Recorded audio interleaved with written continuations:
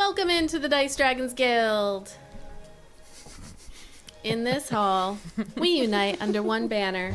Live by the die. Die by the die. Whoa! Hey! I am Izzi, your lore master. And with me this evening, I have... Hi, I'm Julie. I play Kethra Evermoon. She's a human Circle of the Moon druid, and I rolled a 7. A 7 on the initiative die. Not too bad. That's a +2, I believe. I'm gonna bounce it around a little today. Oh, you got me joking. I am Cuba. I play Ayla Myrea. She is a tiefling bard. Glamour bod. College of Glamour. And I rolled a 19. I mean, it's right here. But... Okay, so that's a 22. Yeah. 22 for Ayla. Who's up, Ayla? Hi, I'm Adam. I play Eldon. I'm Adam. I play Eldon. He is a human ranger Drake Warden, and I also rolled a 19. All right, 24 over there. Oh, are you at the top now? Yeah. You all just roll Okay. high numbers. Tree for you. Well, it's his day. Popcorning over. It's not my day. Hi, I'm Amanda. I play Iolite. She's an Earth Genasi Circle of Stars druid, and I rolled a 17. Oh, not too bad. Y'all rolling all these high numbers. That's awesome. Hi, I'm Patrick. I play Malachi Morningstar. He's a Dampier Hexblade Warlock, and I also rolled a 17. Wow. Everybody rolls So now you're the one on the outside. Rollies? I think it's rolling. I you think it's dex too? rollies. I think Yeah, it is. plus 2 decks. I Yep. think this All happened right. last time. You did. Recently, at least. Ooh, 9. 4. All right, One was the Iolite. loneliest number. Apparently it's 7. We It's are already, I already put it in the naughty spot. It's too early in to call it what it really is. We are continuing with our story, Eleothis, Land of the Woven Sons, our homebrew campaign. You can follow us for free on YouTube and Patreon and get early access to our podcast version of our story, which is released on Spotify on Mondays. The VODs come out as soon as I am done editing them. Let's see, scribequill.com. We Bugs under use my them skin. for our recaps, so you can check those out on our YouTube as well. It's a really great service that allows you to upload your audio. It does a transcript, it does a summary, and then you can put music to it and a voice reads it, and you can check it out on our YouTube. Really, really great service. Makes it easy. I'm gonna be like, Mom, Julie's making fun of me. These two are over here having a little like shh. Like, he Just to move started your it. No, seats. he did it. Julie's going to have to sit between you. For merch, you can go to tinyurl.com/DDG merch to check out all of our designs. We've got a couple here. I stole your sweatshirt. Live by the Live die, by- die by the die. Me and Izzy. That's all right. It's bad Yeah, I luck when don't- everybody does it.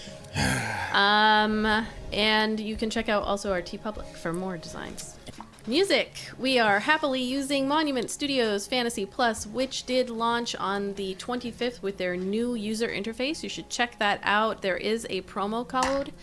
It is HI, capital H, lowercase I, and that is going to get you 90 days of their product for free. So go check that out while you can. Michael Gelfi Studios, Alexander Miller, aka the Boy King of Idaho, and Kevin McLeod in Compotech. All of them we are using for our ambiance and our music and our sound effects. So thank you to all of those creators, and you can check out their links in the show notes. Cons and events. We have Rising Phoenix Con, April 25th through the 27th. That is the one coming up next. None of us are planning on being there, but we do have friends that will be there. And you can check out Faye, which will be there during those days. No giveaways. That's all I got. Like, share, subscribe.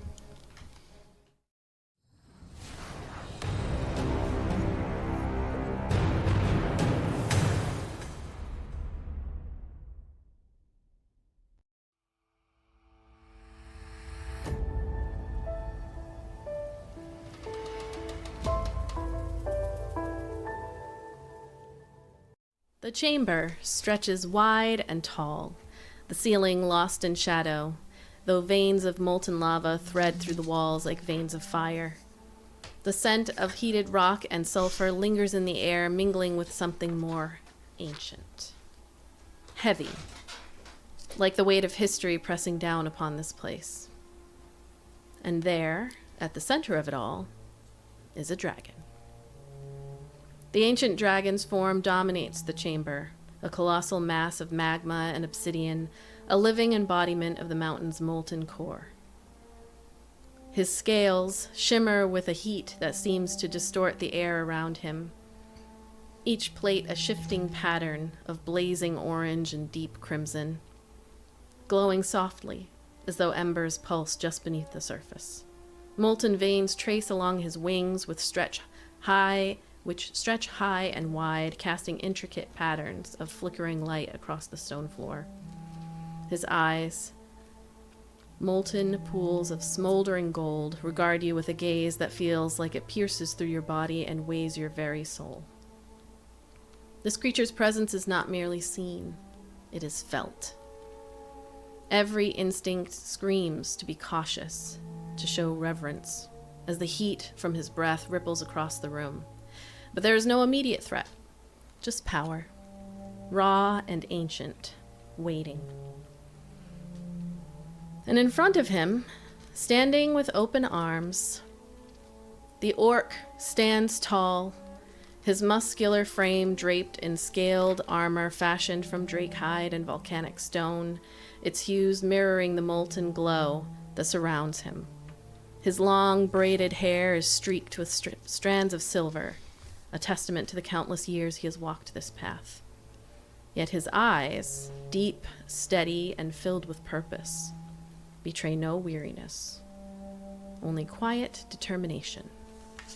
His voice, when it comes, is rich and resonant, carrying effortlessly across the chamber. Brother, welcome. His gaze falls upon Eldon first. And though his expression remains calm, there is an unmistakable flicker of recognition, a meeting long foretold. Eldon. Xurukk's arms lower slightly. His posture is open, but commanding. You have walked far, carrying questions no one dared to ask.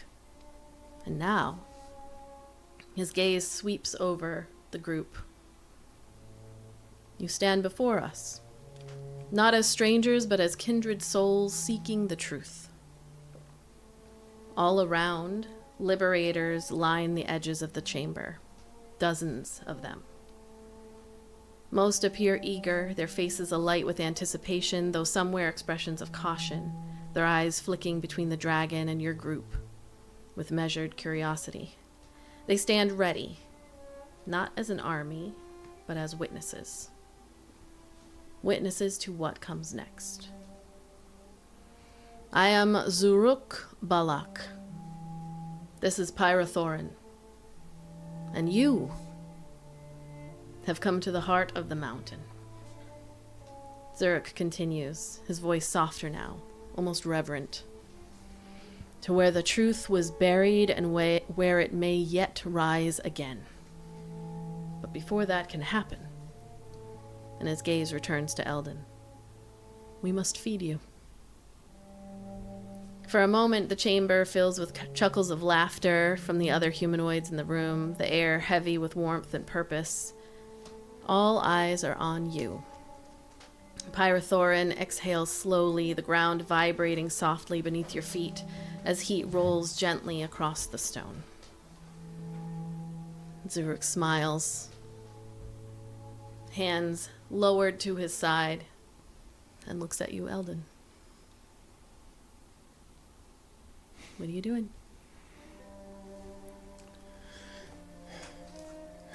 He's going to put his hand on Theratrix, who's by him, and he'll ask Theratrix in his mind, "Are you ready?" Theratrix does not look at you, is instead staring, as you can see, up at Pyrathorin, and you can feel emanating from him is a variety of emotions. It's like coming home or seeing your childhood hero in the flesh, or being completely awed and afraid, and then the excitement of having made it, but the uncertainty of all of it. And he just says back to you, yes.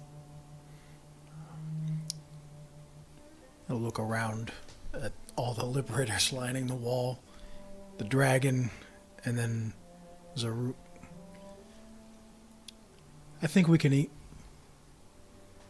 Xurukk smiles. You all see this big, toothy grin of the orc. He is... he's full orc, so not half orc. He's got that big stature and the large tusks and sharp teeth. He's very commanding, but there's a softness in him, and no one around him appears to be afraid. As you step forward, he just one big clap in front of him, smiles, looking at each of his people, and he says, "Before I can let you move forward, your keeper's sigil." And he reaches his hand out. He'll make eye contact with Theratrix, and I think he kept it. He put it back in his pouch after that Drake thing, and he will. Are they close enough for him to hand it, or does he have to toss it? No, you can hand it to him. So then he'll hand it to him. Yeah. He takes it, smiles even wider, and says, "Thank you. This is how they have been tracking you to us. You'll understand that we must remove that possibility." There was 2 that were following us up the mountain. They were about a day's behind us. We know. He kind of looks off to the side without really making eye contact with anyone in particular, and just does a nod, and one of the Liberator scouts comes running up. He hands the keeper sigil to them, and then they big smile on their face as they're looking at all of you. They're just, the excitement is very there. They're this close to the second eye, and so they take the sigil, look in, nod once, and then go behind you and out the door that you had come from. Well, the rest of you, the Woven Fates. He looks to each one of you individually. Iolite, Emery. Ayla, Myrea. Oh, she winks. He's green. And he's a big orc. Kethra, Evermoon. And he looks at Kai. And he stops. His face falters for a moment, but only in that his smile almost shifts to like a slight smirk. He's facing away from his people. And he just nods. Deeper than others, or than he has to the others, and then he just says, "Kai, welcome to the Molten Roost. We have prepared a feast. We have been waiting for the second eye to return. Everyone here is excited to welcome you all, the eye and companions. And of course, you see him tilt his head, look down at Theratrix. Pyrathorin. The dragon steps forward. There should be a heaviness to this figure that is taking up so much space in this chamber, but it's like when they put their feet down, like they're walking on air. They just step forward once, twice, and Xurukk says, "Please greet your brother." And then they come together. Pyrothorn doesn't move any further closer. He's already taking up a lot of space. And Theratrix skitters over, and they just place their foreheads together very gently. Xurukk comes over, puts an arm over Eldon's shoulder, as if you'd been friends for hundreds of years. Slaps your chest once, and he is much taller. And then just begins leading you further into the chambers of the Molten Roost, calling for all of you to join. And so, you head in to this space that you have heard so much about, but are just now seeing. Oh, Ayla's excited. This is not how she thought it was gonna go. She's strutting. She already had sex with a dragon, one dragon, so she's just like... Pyrothorn. My headcanon for Ayla now isn't that she just has wide hips. They're really just more flattened from prolonged use over the years. Excuse you, sir. Just We saying. both take offense to that. Man. Prolonged you just see anything with wings or the color green or blue, and you're just like, yes. You're oversimplifying it. Are we though? I've seen that Hero Forge. I know what the hips are. Okay. It's like the meme. I know what kind of man you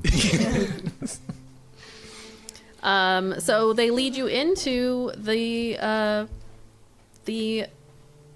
Molten Roost. It is carved into the mountain. The air is thick and heavy, but there are passageways leading through, but then open. It's like an open floor plan of sorts. You can see down.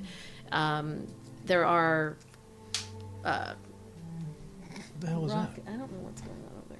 Is that like something tripping almost? Like a... Yeah. Maybe it's my computer. Mouse getting caught up on the wires. There are pathways that are along the side, and then you can look down into various areas where people tend to hang out. You can see a spot where there are clearly a feast has started to be prepared, and the liberators follow behind you and then all head down into various passageways. There are doors that lead into certain chambers. They have made this space their home, even if it is very warm and naturally lit a lot of the times from those veins of like magical magma that are etched into the side of the stone.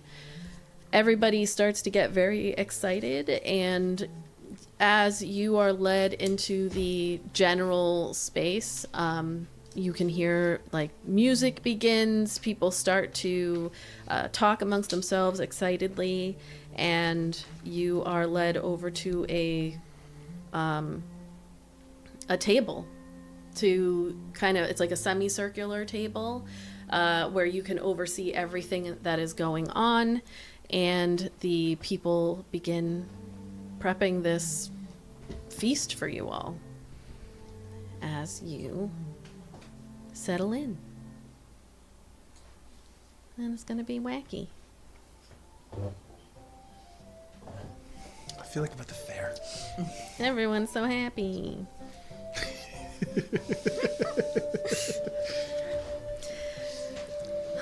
So, Xurukk sits down next to you, Eldon, and in between whoever wants to sit on the other side of Xurukk. Ayla's gonna sit next to him. Okay. We're kind of That holding that tracks. spot for Ayla. She's just kind of like... Like, Bicep. he's definitely like focused on Eldon to his left and not so much Ayla. Doesn't really even notice that you're looking at him. touching him. Batting your eyelashes at him. Thoughts, scenes, anything you want to do while this is all happening. People are starting to get things ready for you. Would this meal amongst friends count as a short rest? It may. Not immediately, because you just got here. Because if it does, I'm going to do a little dance to help heal everybody, because I'm pretty sure some of us needed a little more healing, right? I don't remember. I know there was some fuck-uppery last... Yeah, I'm pretty busted up. Yeah. Yeah, I'm not sure if I took damage. You could use some healing. You also are down 2 wild shapes. We're also Yes. all exhausted, And you have a level of exhaustion, yes. Alright. which So, doesn't I go mean, away with a short rest. You are welcome to do what you want to do. I mean, there's festivities going on, so yeah. Well, I can only do it during this particular thing during a short rest, so I don't know if sitting, having a meal amongst new friends counted as a short rest. It will after an hour, so yes. How many points did Then I I will- end up taking? Negligible amount. Alright. I'll just take, say, 5. Sure. So everybody can add a 1d6 to your hit dice for additional healing as she lets go of the bicep at some point and does a little dance on top of the table. Let's say like Pee-wee did with tequila. But just, more sexy than Pee-wee. Okay. I don't know. In that theater, I heard he was getting pretty. I'm picturing it. Anyone else have anything in particular before I launch into a Xurukk? Kethra would just say to Kai, the only time people were ever this happy back home is right after they killed somebody, so this makes me nervous. She just say that quietly to Kai. I've had similar experiences. Usually for a return or first meeting, people aren't normally this excitable. No, Oh, this, and then the 1d6. makes me nervous. Well, Well, maybe if we can keep Ayla hitting on this guy, we'll be alright. I would say try and enjoy yourself until we find a reason not to. Okay. Better to blend in that way. I don't know how to blend in. Just be yourself. Yeah, I don't recommend that. I'm just gonna melt into the background. You see kind of Kethra just kind of push away back like, oh my god, this is so uncomfortable. You see someone come over to you, Kethra and Kai, as you're sitting next to each other, and they place down, or actually they have a tray, we'll say, and there's 3 different drinks on it. The Liberator, who is describing the Liberators, I'll sidebar here. There are people of all varieties. You see goblins, half-goblins. Primarily what you are seeing still, because you are in Aporia, is dragonborn lizard folk, Yuan-Ti. There are some humans, there's a halfling or 2, a couple of dwarves.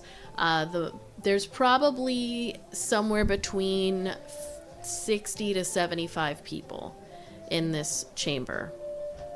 And they appear to come from all walks of life. The other thing that you notice is that there are a small handful that are look to be on the older side. So there's quite a few folks that, if you had to guess from their various ancestries, are like 30s, 40s, maybe in their 20s, a few. It's definitely a bell curve of middle-aged folks and then younger people, but the youngest is probably like early 20s, about your ages. And then the oldest are, from a human perspective anyway, probably in their like 60s, 70s, and there's only a few of those. But they come from all walks of life. One comes over with this tray and says, "We've got the Drake Bone Brew. It's got a little fiery kick. We've got Ember Tea. It's from the Ember Moss, Walgrove. And then we have some Frostfang cider. What's your preference? We can leave all 3. Which one's Yes. gonna make this less scary? I would go with the cider. Can I have 2 of those? Here you go. Thank you. Boop, boop. You just see her shoot each one of them back. I'll take the ember. There you are. Take the Drake. There you go. I'll have the spicy one. That would be the Drake bone. Me too. There you go. Eldon's also gonna like look over it and just slowly take one of the frost ones also. Okay. Like, hop off. What you do notice when they hand them to you, Eldon specifically, is there's like a bow to it. Just very much everyone who's looking over is like whispering, and there's an excitement at your presence, the fact that you are simply here. And it's very palpable in the room. Theratrix is sitting off to the side with Pyrothorin, and they are taking up their. This is a large chamber, so they're off. Not that you could miss them or they're hiding by any stretch of the imagination, but they're off to the side, and you can feel coming from Theratrix like a variety of emotions, as if he and Pyrothorin are having a conversation. Xurukk looks at the rest of you and says, I've heard quite a bit about your travels. You look like you've gone through the trials. How does news travel so quickly and efficiently about us here? I'm not sure what you mean. We have our ways. We've known about you for quite some time. Since we landed? Far before that. Ah, Needed to make sure that the second eye was well protected. It sounded that way. the second eye is the best eye. He kind of like he Just Ayla elbows her. takes your arm off, like your hand off his arm. Is she negging him right now? I don't even know what that meant. She just said it. he just kind of like looks down at you from the side and a little smirk. She thought she was trying to hype him up. At his expense. Oh, is he the first eye? He's over there. Like, Okay. oh my god. Oh my Cuba. god. No, I thought the other eye was the guy that was dead, the ghost. Oh my I thought that was the other I eye. wasn't even here last week, and I knew that. This whole time, I thought that was the dead guy was the left eye. You're the right eye. All right. It's all right, bro. It's okay. It's we all know. good. It's all good. When we play games like this with you, I know what we're in for, so it's okay. It's all right. Did Ayla know that he was the No. eye? No. She doesn't even know what the fuck he means by eye. Don't worry, Eldon actually She's doesn't heard either, so words. it's okay. She's like, yeah, saying things.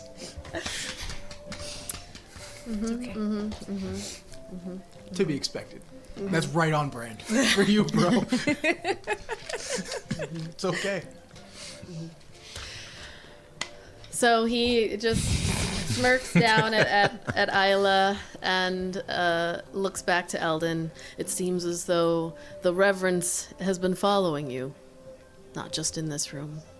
That would certainly be a first in this case. I find that hard to believe.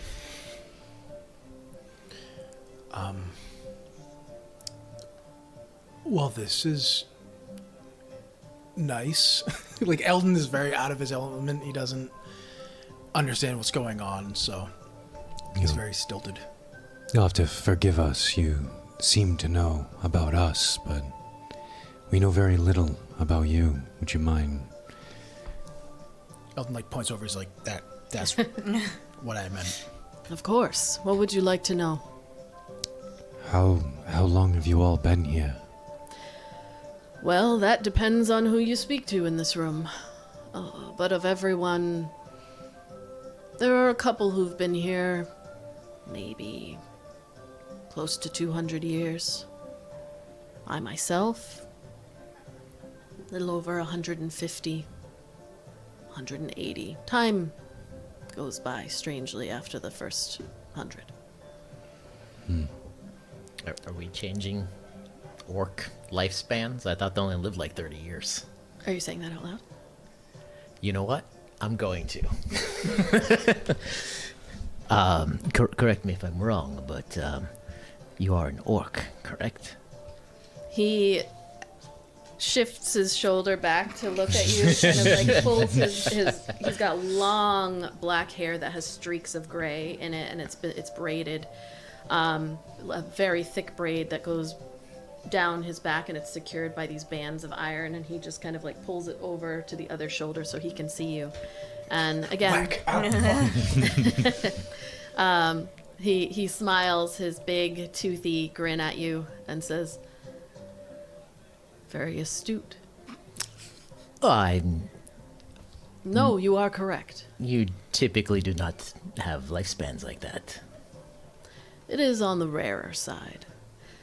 You are correct. I have been given the blessing of the Ur-Dragon to live for as long as was necessary to connect with the second eye. I give him thanks on a daily basis for extending my life to the point of being able to fulfill this prophecy. Well, you look good for your age. Thank you. And you do not. I look fucking fabulous. I know, I just want for my fucking age. I just want him to like dislike you now for that for some reason. And are you all former keepers such as Eldon? The majority. There are some who have come to join us of their own passion for the cause.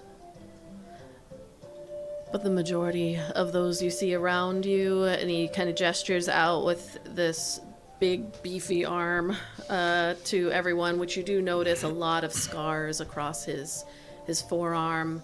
And then kind of looking as he's talking, you see on up his left arm and part of his hand is a pretty deep burn scar that just kind of travels up to his fingers. But he gestures out to everyone around. And he says, you'll see common mannerisms of former keepers. We do have some who have come searching on their own, and others who we have recruited from within the keeper walls. You said your cause. What is the cause? It's a complicated one. I think you and I should connect on that together. Perhaps after we eat, after you get to know us a little better.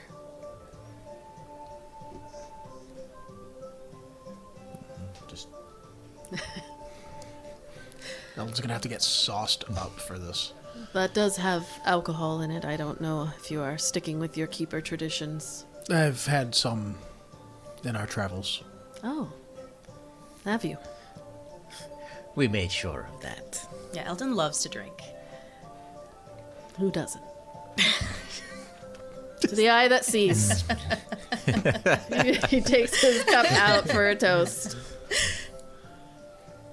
The eye that sees. Yeah, that seems. Clink, clink, bink.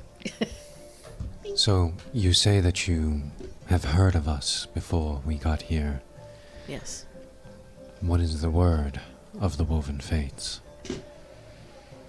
Well, it sounds as though you came together out of necessity, perhaps. Did quite a few feats on the island of Yamari, which is where we've been tracking you. Traveled along the seas, helped some folks along the way, murdered someone in the city of Dahim. His eyes are certainly going to go to the table on that. The pattern of the wood of the table or stone or whatever it is certainly very interesting to Eldon. Ayla just does one of those. Not being a witness to it, but dealing with the fucking bullshit. Yeah, And yet sometimes not the cost much. of one life, it's easier than losing many. I agree. But other than that, you've kept a low profile for the most part. Anything I've learned, I've had to pay for the information. So you are not the loudest and proudest of mercenary groups. We like to keep it that way. Well, There are too many out there that would love to conscript us. indeed. Your group is quite small to keep those at bay, but you've done well so far. Was No, one you're of not. your informants named Hasiri, by any chance? We didn't pay anyone in particular. But we did receive word from a variety of folks, most notably a ship known for gathering information from the island of Yamari. That was how we originally found your whereabouts after being made aware of the fact that you existed in general.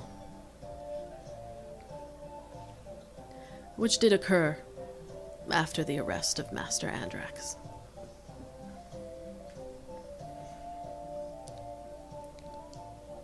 How does he fare? He is alive. He is being confined by the Keeper management, and they are keeping him quiet, as tends to happen when you start asking too many questions. He has been worried about you. I worry about him. They are not mistreating him other than the solitary confinement. He's given books to read, and periodically someone will have a conversation, though I've not been able to get anyone close enough to hear.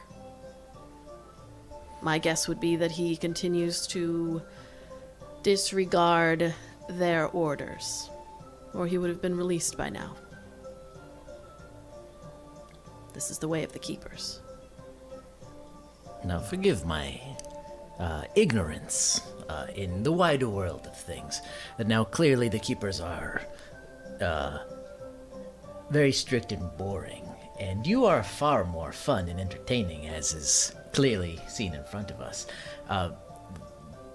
Where did this divide happen? I mean, why? Why are they so restrictive, and yet you seem to understand this? And she picks up a glass, the finer things of life.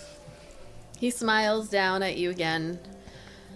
Well, we are not keepers, Miss Myrea. Well, that I understand. You are clearly not.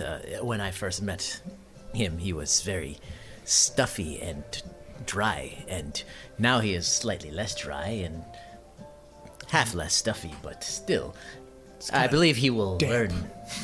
I believe he will learn much from your example here.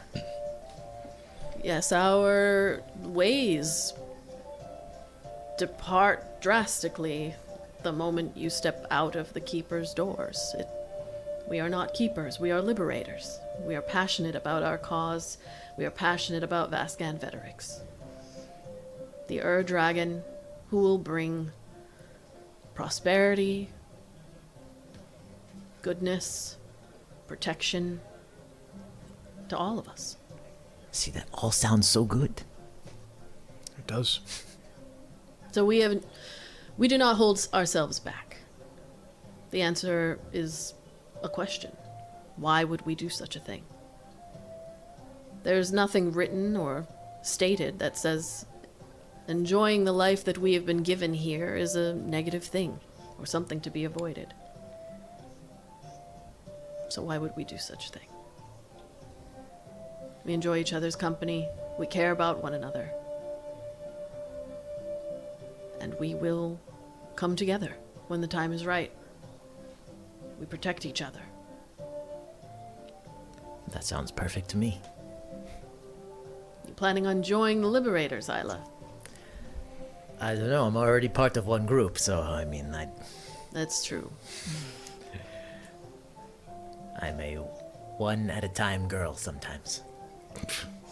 What the hell does that mean? Yeah, Kethra, what the hell does that mean? I told you, flattened hips.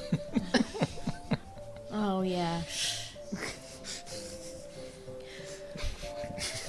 Well, you are not relegated to this table. If you'd like to wander around, we have games, we have food coming. You can come and go. You can chat with people. We do have our storytelling corner. Usually we do this when we have newer recruits, which we do today. And you can speak with the runesmith that we have if you have any need for enhancements to your wares. Please. So is this of like almost like a small underground town? That's the way, now that you've said that, it's like how I'm imagining it. Like Yeah, with everything kind of built into the rock. Again, another Final Fantasy reference that you'll get, but nobody fucking else will. When you go into Fort Condor in the original, and there's like, it's underground, Yeah. but there's like the chambers, and you can like go up a ladder, and there's a big chamber, and then like that. Yeah. Sorry, guys, I know. That works. It's like she's the only one that understands the reference. I watched her play the remake. It's not in the remake. Oh. So he just leans back and also looks again at Eldon and says, "It appears Pyrothorin and Theratrix have bonded, as I knew they would. How has he been, young dragon spirit?" Faithful and full of questions. Questions that I don't even know where to begin on how to answer. I understand. He did mention, as one does in the outside world, we fought things and we've been hurt. And when he is hurt too much, he like makes like a poof. You know, he would know, I'm assuming. Mm-hmm. And he goes somewhere. And he has told me that he has spoken to things. He hears things in that space. Is that Pyrothorin? I believe so. We do not have the luxury of going with them wherever it is that they go, but Pyrothorin has mastered what I can only describe as a meditative state that connects wherever it is that they go when they are harmed to a point of dispersion on our material realm. So I would imagine it would have been Pyrothorin. Wait. Theratrix will get that big? Indeed. Theratrix could get that big. That's about as large as I've seen. Yeah. What'd you say? I have to be nicer to him. They are a dragon, Ayla. I understand, but he's a little thing that and Yes. other dragons do not disappear to other. She thinks back about Thalia and goes, "Never mind." Dragons can fit in all sorts of places. Oh, God. I gotta stop that. I'm just dragging on Ayla too much. I don't mean to slut shame. I'm sorry. It won't work. Can't feel shame. She's slut proud. Well, it was only 3 months ago or so that he fit into a, he's been growing fast. He grows with your experience. You grow together. It can happen quickly. It can slow down. There's no rhyme or reason to it. How long did it take for Pyrothorin to go from that big, pointing at Theratrix, to this?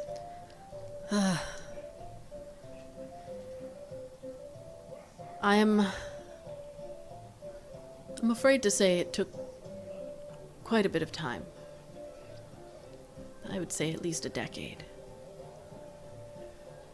But I was not particularly in a rush. I was more concerned about finding my second half, waiting for the eye. So 10 years, 50 years, 100 years. What only matters now is this moment.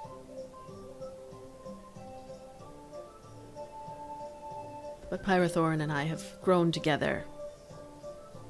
We are bonded in scale.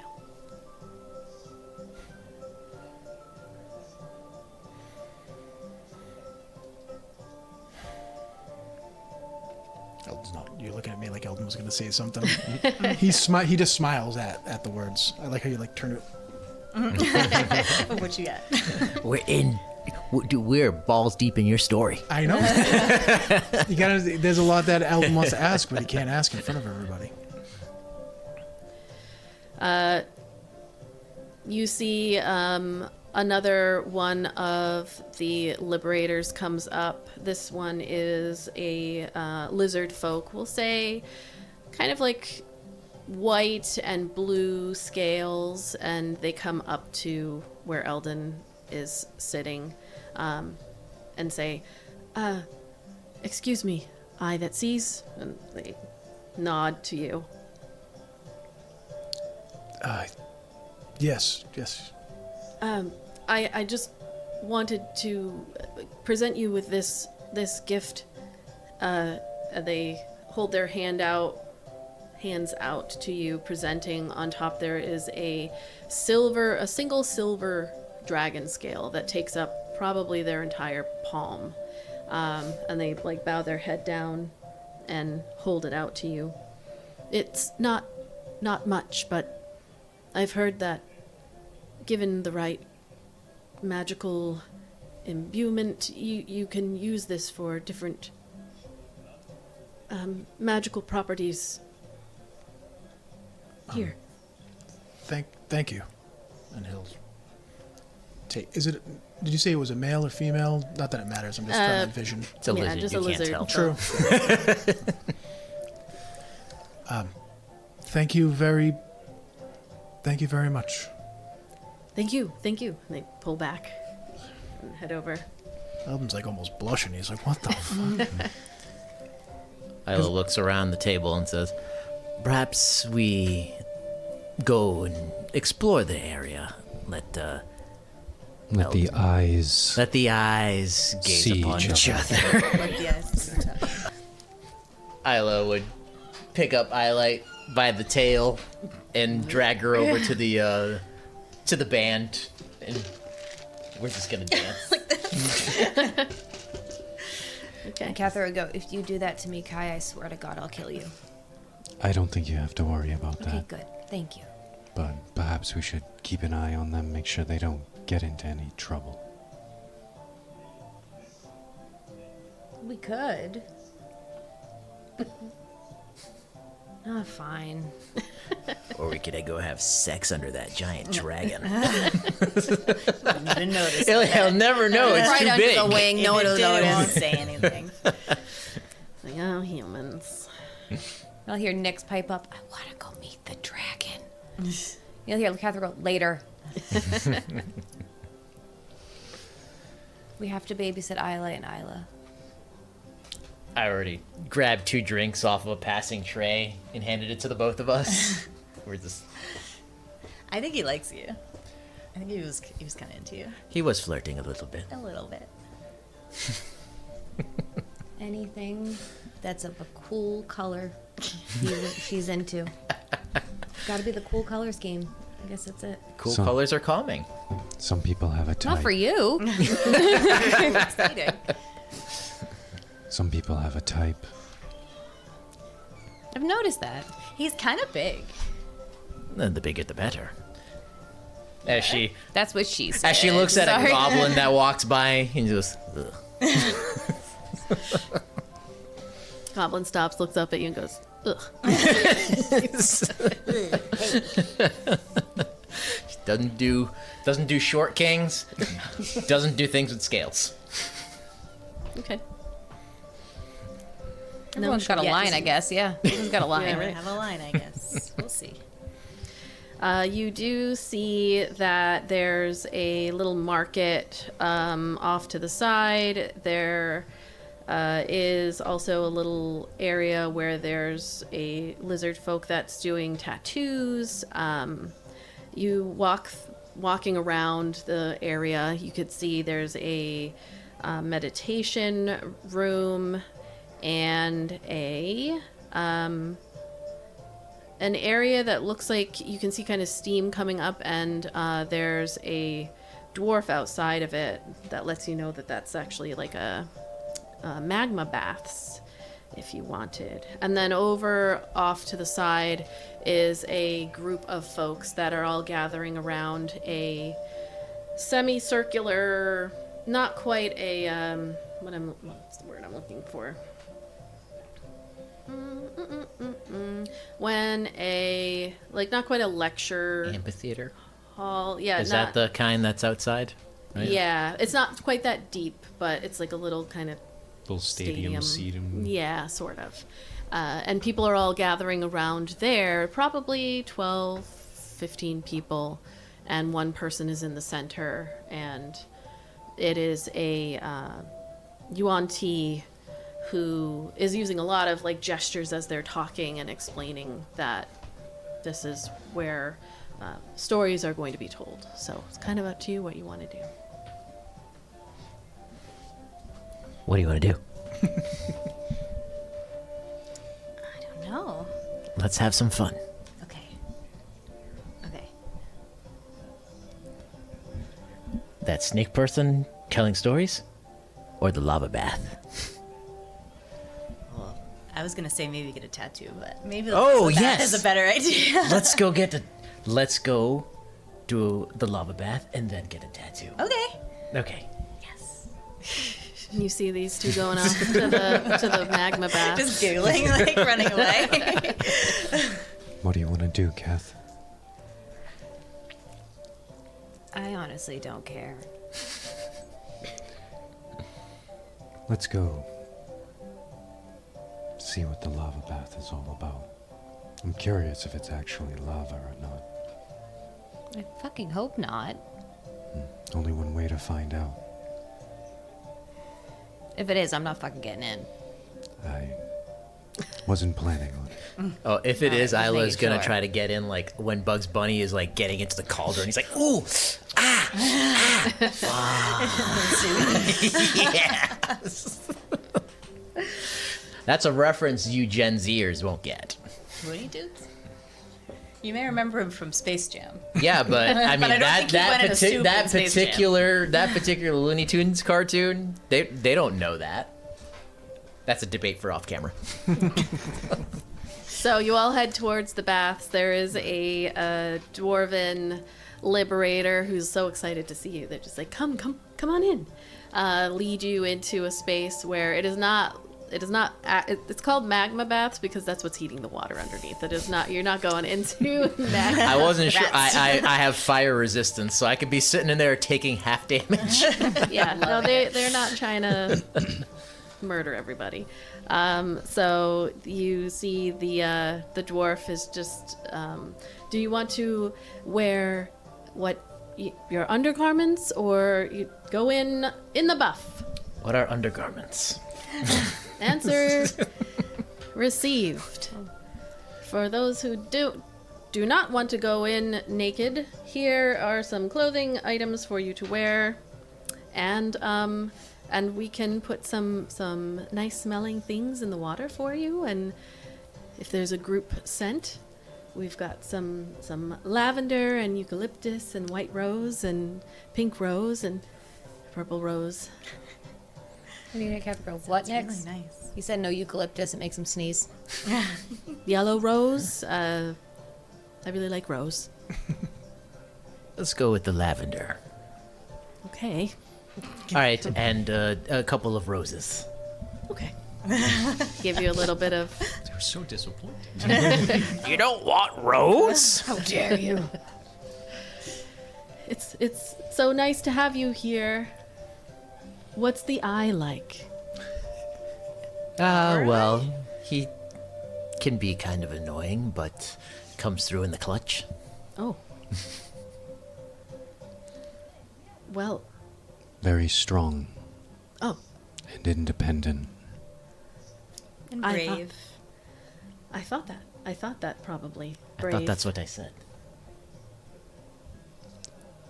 And constantly tries to do the right thing, Of course. even when it's a bad idea. It's usually a bad idea. They like kind of force a laugh. Yeah.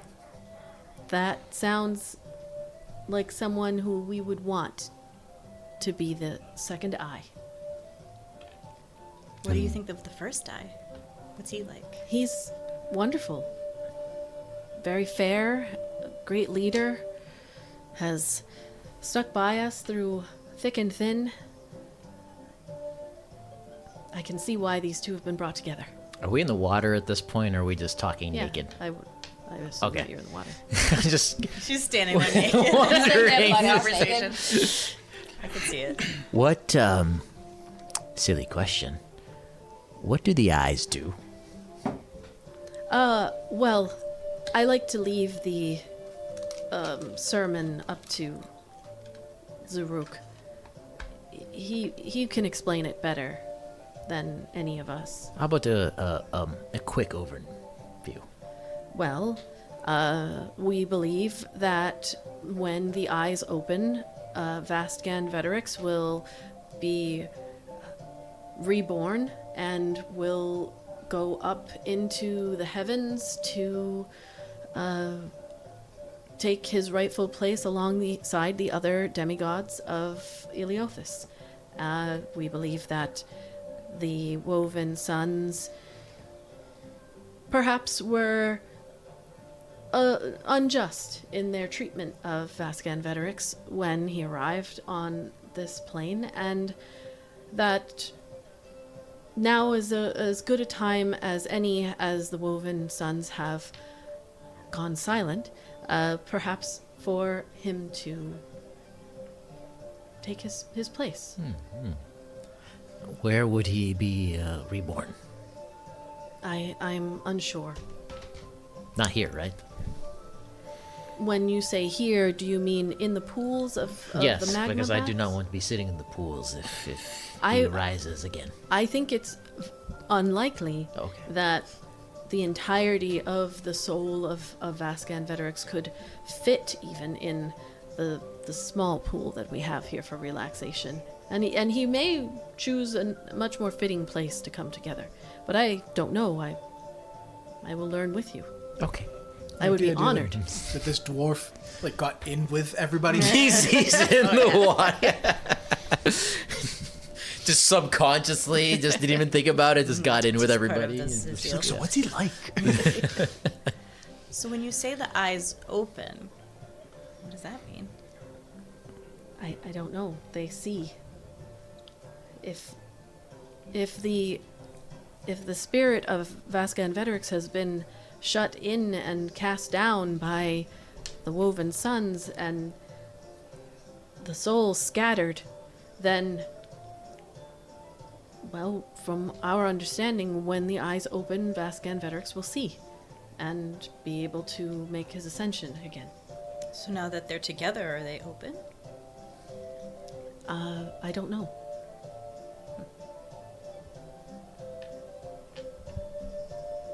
I think Xurukk would have the answer to that, but I would think if they were both open, it would likely mean that Vastgan Veterix was arriving, and so since he has not arrived, I don't think that both of the eyes have opened.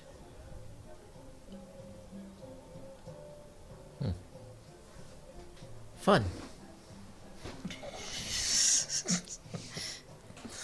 Can I get you another round of drinks? They'll be serving food soon. I think that would be amazing. Okay. Gets up out of the water, goes and puts a robe on, and then heads out of the cave. Little dwarf cheeks. Clapping. No, I imagine it's a little Mike Wazowski butt, like or a Hank Hill butt. It's this tiny little. You can only tell where the back ends and the butt begins because they kept their dwarven belt on. There's that line. As they exit, they're like, I'm Kenthi, by the way. You can just ask for me, Kenthi Riverstone. A pleasure, Kenthi. Head out. You see Eldon, a dwarf in a white robe, running to go get drinks. Tiny little legs pumping. Like, Like I was gonna say, the wet feet. like that Slap, tiptoe, slap, slap, like slap, that slap. tiptoe run when you're barefoot. And like, Try not to track water through your grandma's house or whatever. Xurukk, as we come back around, sweep around back to the table, Xurukk looks at you, Eldon. You have some fantastic traveling companions, very loyal. They seem to really believe in you. And I believe in them. We all have some sort of unfinished business. So I would ask you, what brings you here? How did you arrive at this place? And I don't mean physically. I mean, how did you come to be here? Start from the beginning. I suppose I've always had questions. Questions that the keepers wouldn't answer.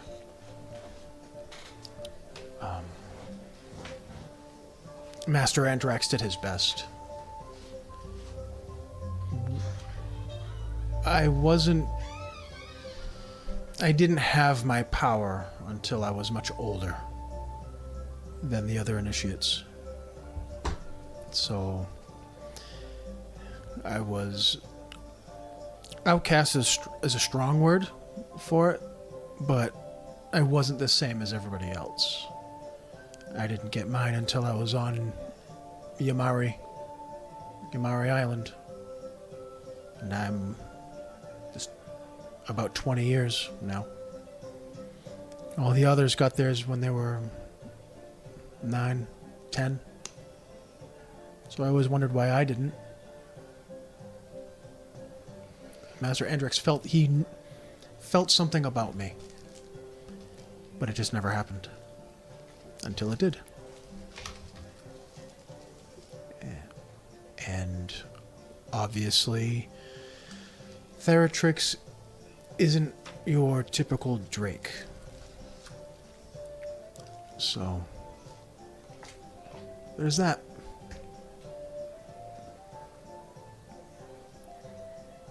Your story mirrors my own in a lot of ways.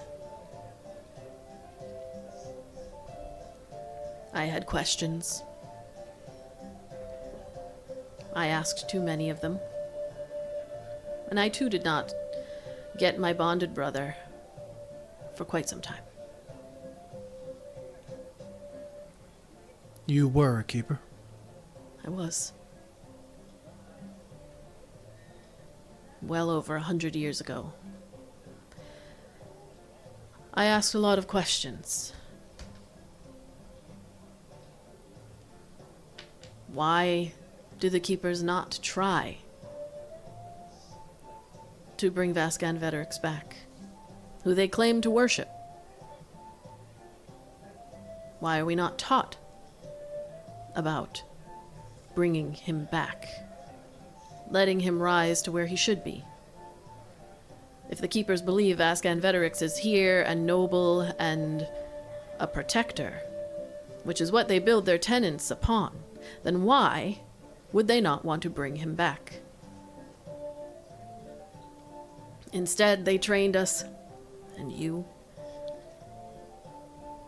to follow his teachings and his ways, protect those who cannot be protected, be noble, be humble. And yet they keep him prisoner.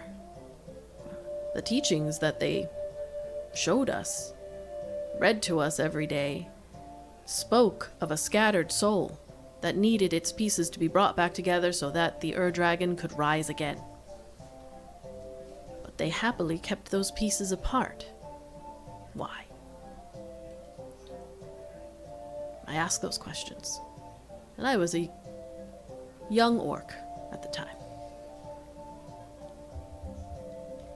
And every time I asked the questions, I would be shushed, moved to the side, kept back, intentionally not brought to the womb. And so, I found it all suspicious. And one evening, after planning for quite some time, I stole to the womb. The moment I stepped foot, I knew which egg belonged to me. I had the same experience when I was brought. I did it under the darkness of night, when no one could see. I took my egg and I left. One of the questions I often had was, we have the jaw, we have Skyhome, we have the hole, we have the womb, but where was the heart? And why did we never go to it? Always cast aside, never answered the question. So I sought it on my own. And when I arrived, I found that I was not the only one. There were already people here. Only a handful. They weren't sure why they were here. But they had made their way to the heart of Vastgan Veterix, and they were waiting for me. I have seen many a liberator pass on, move on, but I have remained. And Pyrathorin has told me it is because we were waiting. Waiting for the second eye. Because when the two eyes open and Vastgan Veterix sees, he will be able to ascend. And his soul will come together. And I don't know where the Woven Sons are in this moment, but they have been quiet for over 300 years. So we hope this is the perfect time, while they are silent, for him to rise into the sky where he belongs and take his place and truly protect everyone, if that's what the Keepers believe.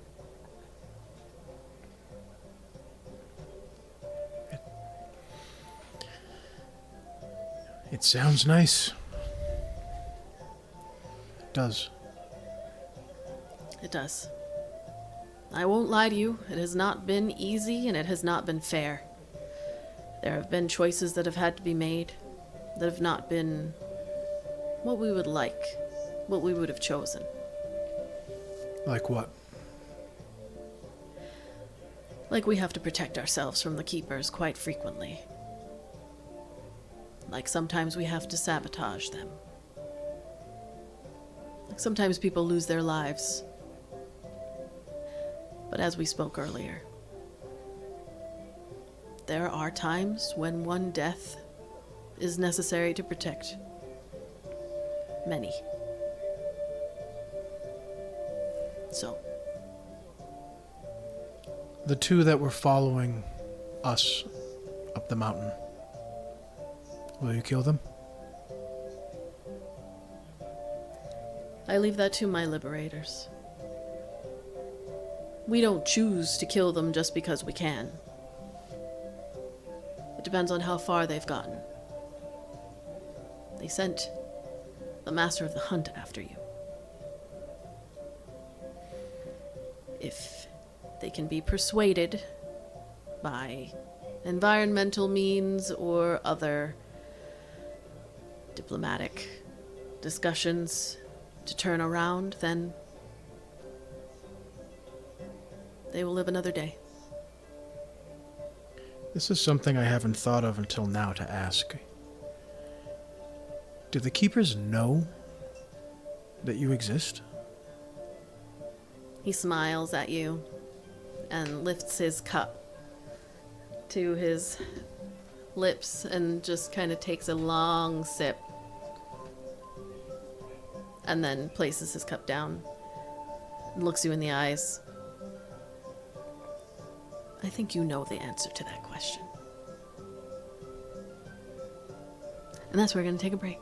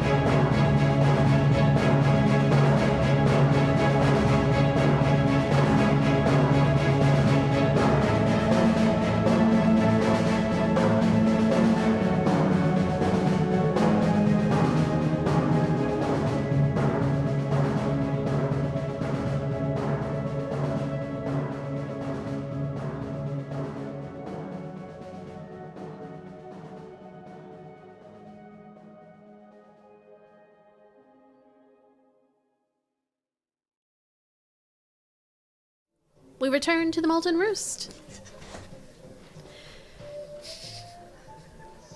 The dwarf returns, the Liberator dwarf returns with your drinks, gives everybody their round, sits down in the water with you, and continues conversing. You know, you all should go check out the Circle of Tales. We've got a couple of new recruits, and it's one of our traditions to have new folks come and just speak about why they've joined and what has brought them here. It's good to learn and understand where we're coming from. Sounds interesting. If you could get the second eye to join as well, I think it would mean a lot to them. I think he is a little indisposed getting to know the first eye. But we will mention it to him. Great. Cheers. Yeah, the seas. Clink. I think just above the table, just now, Kai's arm, this arm is fully tattooed, as when we were in the hot spring, he just had the feather. Now it's fully on this and just about to the top. Is he naked? Just bit your lip as you said it, too. Remember, he was the first one to get naked in the hot spring. He is not shy. And Cap's gonna go, nice. I like put clothes on. She's sitting in the water fully clothed. No, they had stuff. She put on some of the whatever It's a they had. tankini. She's Two Devenians of butt-ass naked, right? those Two wraps Devenians that of like they butt-ass wear, naked. like Katara was wearing in the last Airbender, like when she was yes. training like on the beach. There you go. Yes, you all notice changes on each other as you are sitting kind of... Kenthi does not indulge you with a whole lot of conversation. This is meant to be a calming experience, so they're not trying to make you speak. They kind of sit back with their eyes closed, but as each of you kind of takes in each other, you notice that you've grown. It's been 6 months, give or take. And the people that you started with, Ayla has had her hair cut. She has a tattoo that is currently, at least last described, in the shape of the Starlight's tear and expanding out over the Like it chest. doesn't go around the neck. It just kind of like starts out like here in the shape of the Twilight's tear, and then Starlight's tear, and then just kind of goes out to the shoulders and tapers off at the top of the arms. And it is a silvery blue hue. like almost not quite like mercury, but it's metallic looking. Iolite's crack has expanded. The tankini really shows it off.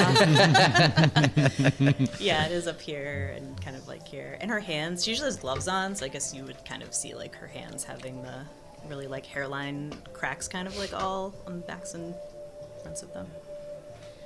She looks a lot more stone-like. I'd say for all of you in the room, it's not very often that you notice kind of that Iolite is not like the rest of you, in that Genasi are not all that common in Eleothis, so Iolite's done a good job of blending in. But in this moment where if you had a crack in any of you, it would be a fleshy, horrid mess of a thing that you would be very concerned with, an open wound. It would be concerning, but looking at Ayla, it's more, while it's very jarring, it looks like stone with a treasure embedded within it. And it is definitely expanding. There is a little hint that you can't help but have because you've known each other for this long. And in the beginning, it was not visible. And now it has crept up. And a little part of you wondering if it's going to get worse. It like slightly glows purple, right? Or It's like white. White. The source of the light is like white-ish, like opalescent, I guess, but mostly white. And then Kai with his tattoo that has seemingly expanded of its own accord across his arms and down to his fingers, and the necklace that cannot be taken off. the necklace. Yes, that cannot be taken off. Is it okay if it gets wet? It's not turning your neck green or anything. Didn't come with any warnings on getting wet. Made of cheap materials. And if anything, Kethra looks the same, but she has grown in that she's in the pool with you, and it didn't take somebody grabbing her arms and pulling her in. She's grown as an individual. Her hair maybe has gotten longer too. That just seems like every iteration of her hair just gets longer and longer and longer. And I'm just letting it happen. I'm like, go for it. Let it happen. I'm here for it. Any scenes in the hot tub? Just gonna relax till we go get. Is the tattoo even gonna work on you? I guess we'll find out. Okay. Back to the table with Eldon and Xurukk. Sipping, he says, "You're free to go get to know the Liberators. You don't have to sit here with me. I'm sure they'd be happy to get to know you as well, so." I might find my friends first. I'm not... They treat us... I'm not used to being treated that way by people.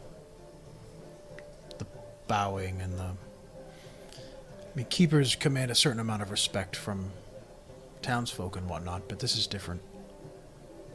We'll just know that they do it of their own accord. You're not commanding anything. They want to show you this respect. They're happy you're here. They're excited to see what you choose.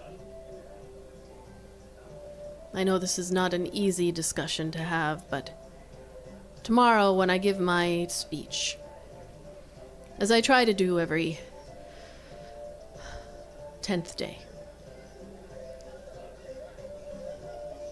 I think you'll hear and see the respect that we have for each other and the importance that this holds for everyone in this room. Fair enough. We'll talk more later. Yes, the food will be ready soon, so your friends are over at the magma baths. Just that way. He's gonna head that way. You see your friends all relaxing in the steam. As you enter, Kenthi, the dwarf, eyes open, and they go, oh, and they get up out of the pool and put their robe on. Completely naked, like, oh, that's scene. I fucking see. Picturing I'm a seeing little everything. little Put on a frog butt. towel. They're like, oh, hold on, that's part of me. Like, they put on the towel and, like, facing it. I'm making room for you, please. Join your friends. Would you like a drink? Sure, one of those Frost Fang brews. Right away.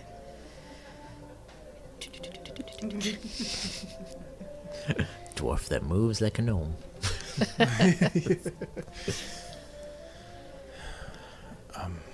I guess Eldon will disrobe and get in. Is he gonna be wearing the little No. modesty cloth? Um, or is he going? Not this going- time. He did. I think he did like last time at the other hot springs because we were all shy. He's so like just weirded out by the whole situation. He forgets it. He just hangs out. Oh, you know Catherine's gonna say something. She's gonna go, there you go, Eldon, let it all hang out, bud. As he's getting in, she says, he goes, "Oh shit!" He Too late now, buddy. We're sorry. goes to get out. He's sploosh. Oh, Jesus. Very Just nice. go with it. Just Very go with nice it. to see you, I. Don't call me that, please. I don't even know what it means. Titles have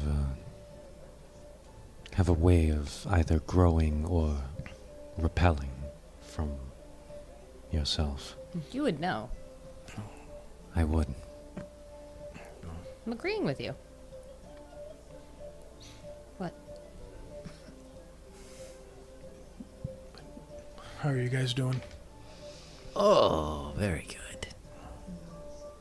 No sketchiness or sense of danger? Other than the fact that this is a very strange place and we're being welcomed immediately. Yeah. Honestly, better than most places so far. I just wanted to be sure. That's all. Well, what about you? How do you feel after that conversation? I don't know. I've been saying that a lot lately, but there's certain things that feel right when I hear this Xurukk say them. Was there anything he said that made you concerned?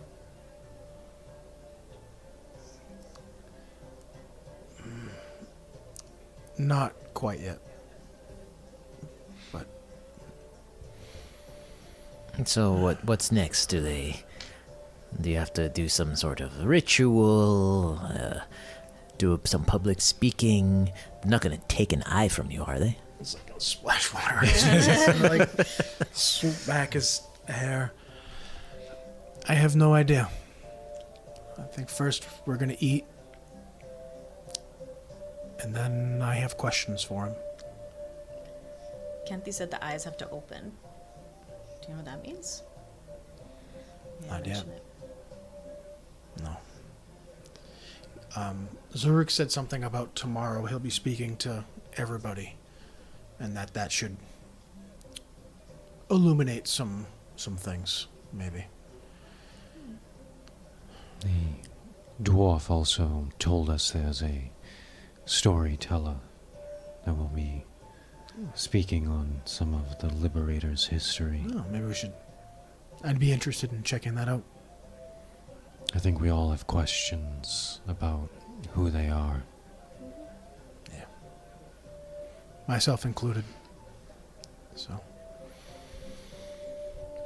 It's like gonna try to relax into like the. He's like a ball of fucking tension in this place. Understandable.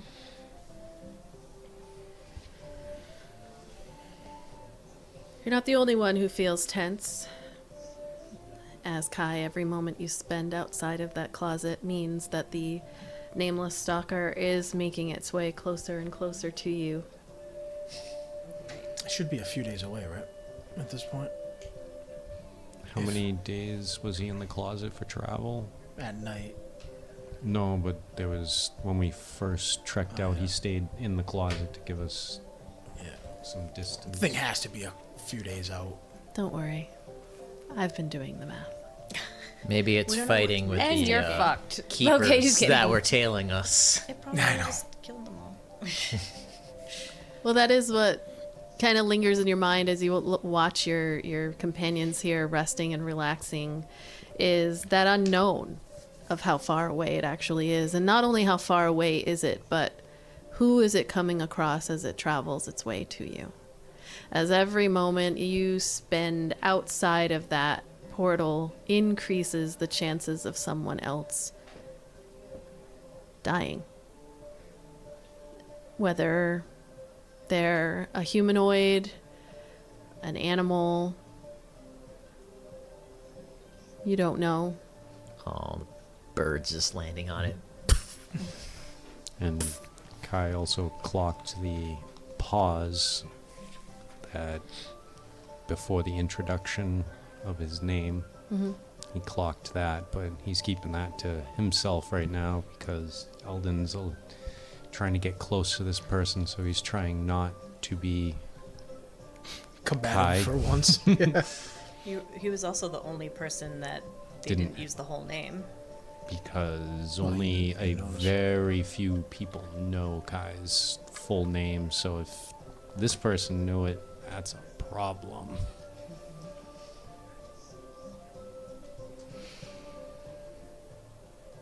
So you spend some time relaxing.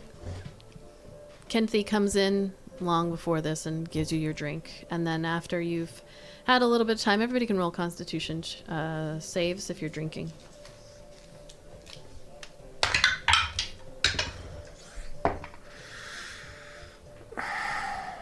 Oh, bad decisions are coming. How we doing over there? All right, who got below a 10? Okay. I mean, that's apropos. That's a nat fucking one, baby. Oh. Get the deck. What? That's only for attacks. It's for every Let me nat see what one. it says, though. I'll just give you the titles. Took it out of you. Yeah, it certainly the drink did. Wind her up and let her go. Off form. And oh my. Roll a d4. I just want him to see what it just for One. fun, for funsies. Another one. Your next two attacks deal minimum damage. It's not very exciting. No. You already have a -1 on everything anyway. So, Kenfi comes in at a certain point and says, so they're beginning the storytelling. If you'd like to join, you can also feel free to jump in and tell your own story. Sirasha will be leading it as always. Take your time. Eldon is now submerged in the water up to his nose. So You are tipsy. No hangover yet. You have advantage on charisma-based checks and saving throws. oh, that's Everybody good else for is now. doing good. So you begin to hear the sounds of folks kind of joining this storytelling circle. There's still music being played. Not everybody is there at the circle, so it's up to you where you want to go. You joining? What's the I want to do? Well, he's gonna get out and get dressed, and I guess he'll start walking towards. You said there was the story circle, and what else? There's a runesmith. There are. Yeah, we'll go to the story circle. He wants to hear the stories. Okay. We're walking towards the story. I look at Iolite. I grab her and we run to the tattoo tent. Okay. You take off to the tattoos. And the rest of you go to the story circle. What kind of tattoos are you looking for? There's a Glawrak Shade Claw lizard folk liberator who is ready to tattoo. We're just like, let's see your flash. And I'm like, get that. Do that one. It's a rose. What do you use to tattoo? Just ink? Yes. I have sort of a different kind of situation here with my skin. Do you think it will work on me? May I see? Sure. Takes your arm and kind of like gently rubs it, flips over. I can use a different technique that I learned far north of here. Ooh. I can numb it a little bit too so that it doesn't hurt. Nah. I don't mind. Are you sure? Pulls What would you like? Pulls out this chisel and hammer. Well, I was thinking like how Polynesians do it with like the, they tap the the- tap method. That's what it's gonna be like. Not that they would have the tattoo machine in this world. What would you like It's to gonna be get? prison style. He's just gonna like carve and then rub. Oh my god. Or He's the gonna blow the ink microblading. through like an empty tube. Can you actually do my brows? I absolutely can. I've been waiting so long for somebody to say this. Yeah. I will say, with the microblading, she forgot to numb me at the end. Oh. It was fine because I love her. But my eye was watering Oh my god. quite a bit. And I just felt that razor slicing. It was like 5 slices across that I'm like, you didn't put any numbing on me. You didn't put any numbing on this. And I can just feel it. Does it feel like a regular tattoo? Oh no, it feels like a razor blade? blade. It is a blade. It's a little thin blade, so it felt exactly like Just slicing little Yep, just slices. little like slices, little and I'm like, deli meat. we're at the end. Anyway, what are you getting? She's gonna take out her book that has all the constellations in it, and she's gonna like flip through it. She'll be like, "Do you think you could do?" She's gonna show him the lion. I don't know if it's like Leo, like it is not in the Eleothis, but whatever the equivalent of that is. That's Okay. like a lion. Where would you like it? Where should I get it? I heard lower back is really in right now. Super in. It's the 90s after all. The 90s are just getting to Eleothis. Is it the 1490s? So see, yeah, right. You're right. Maybe I'll I do think it's like my 1490. shoulder, like the back of my shoulder. Good spot. The good one? No. And what about you? Oh, I'm all set. And I just, I don't actually. It's already exposed, but yeah. I just like you show the tattoo, and then it turns into the lion in her book. Oh. Like And, that. and then it goes to the shoulder. Just like that. All right, a bonding of sisters. That's right. The lion. I'm gonna pull up. It's for Cryon, in case that wasn't apparent. And who's Cryon? He was just a mentor who was really special to me. And Cryon, you were speaking as past tense. Yes. Unfortunately, he's no longer with us. In what way? In what way? Yes. Well, he died. So you mean physically no longer here? Yeah. I think he's up there, though. That's why I want to get him the constellation for him. Because I'm pretty sure that's where he is. I'm sure that's where he is too.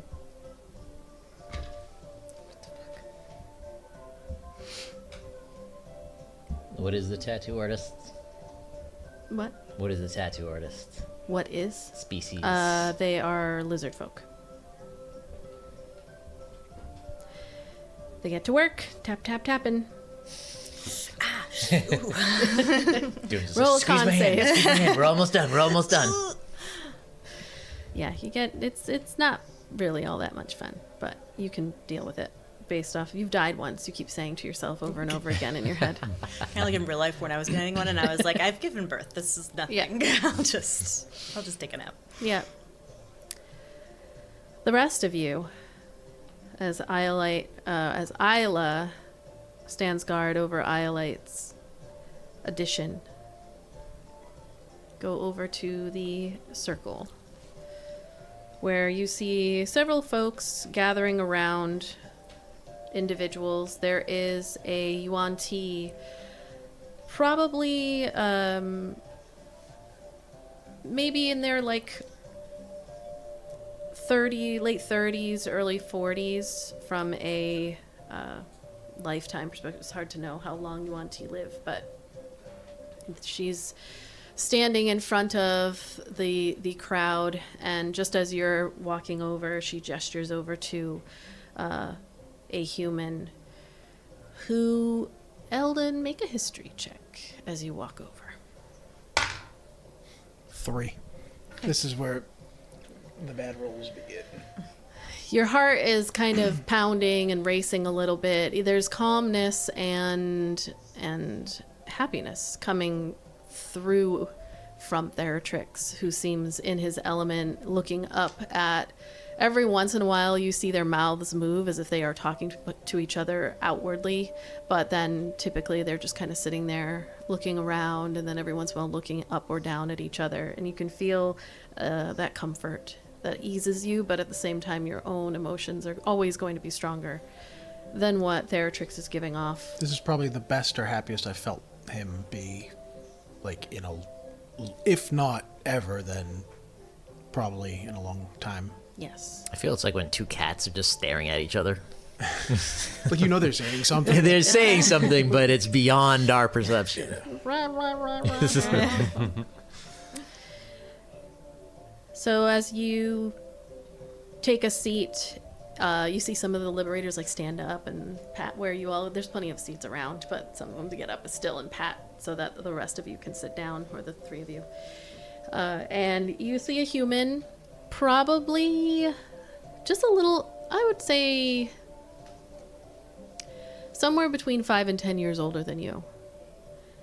And you feel like you should know them from somewhere. You feel like you probably went to school with them, like to the keepers. As they take a seat and face everybody, you see Sirasha puts a hand on their shoulder and just whispers, it's okay, and then steps back. And the person says, "My name is Varys Emberstride. I was loyal, unquestioning, until I saw what they did to my brother.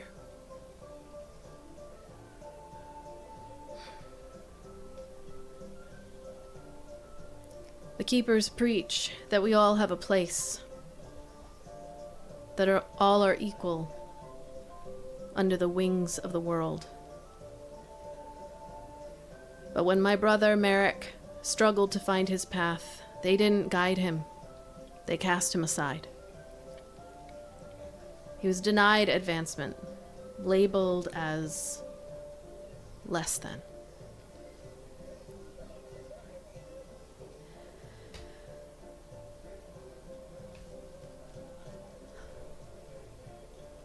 Merrick began to question. He was frustrated. He couldn't seem to get anything right, and yet he felt like they were holding something back from him, from all of us.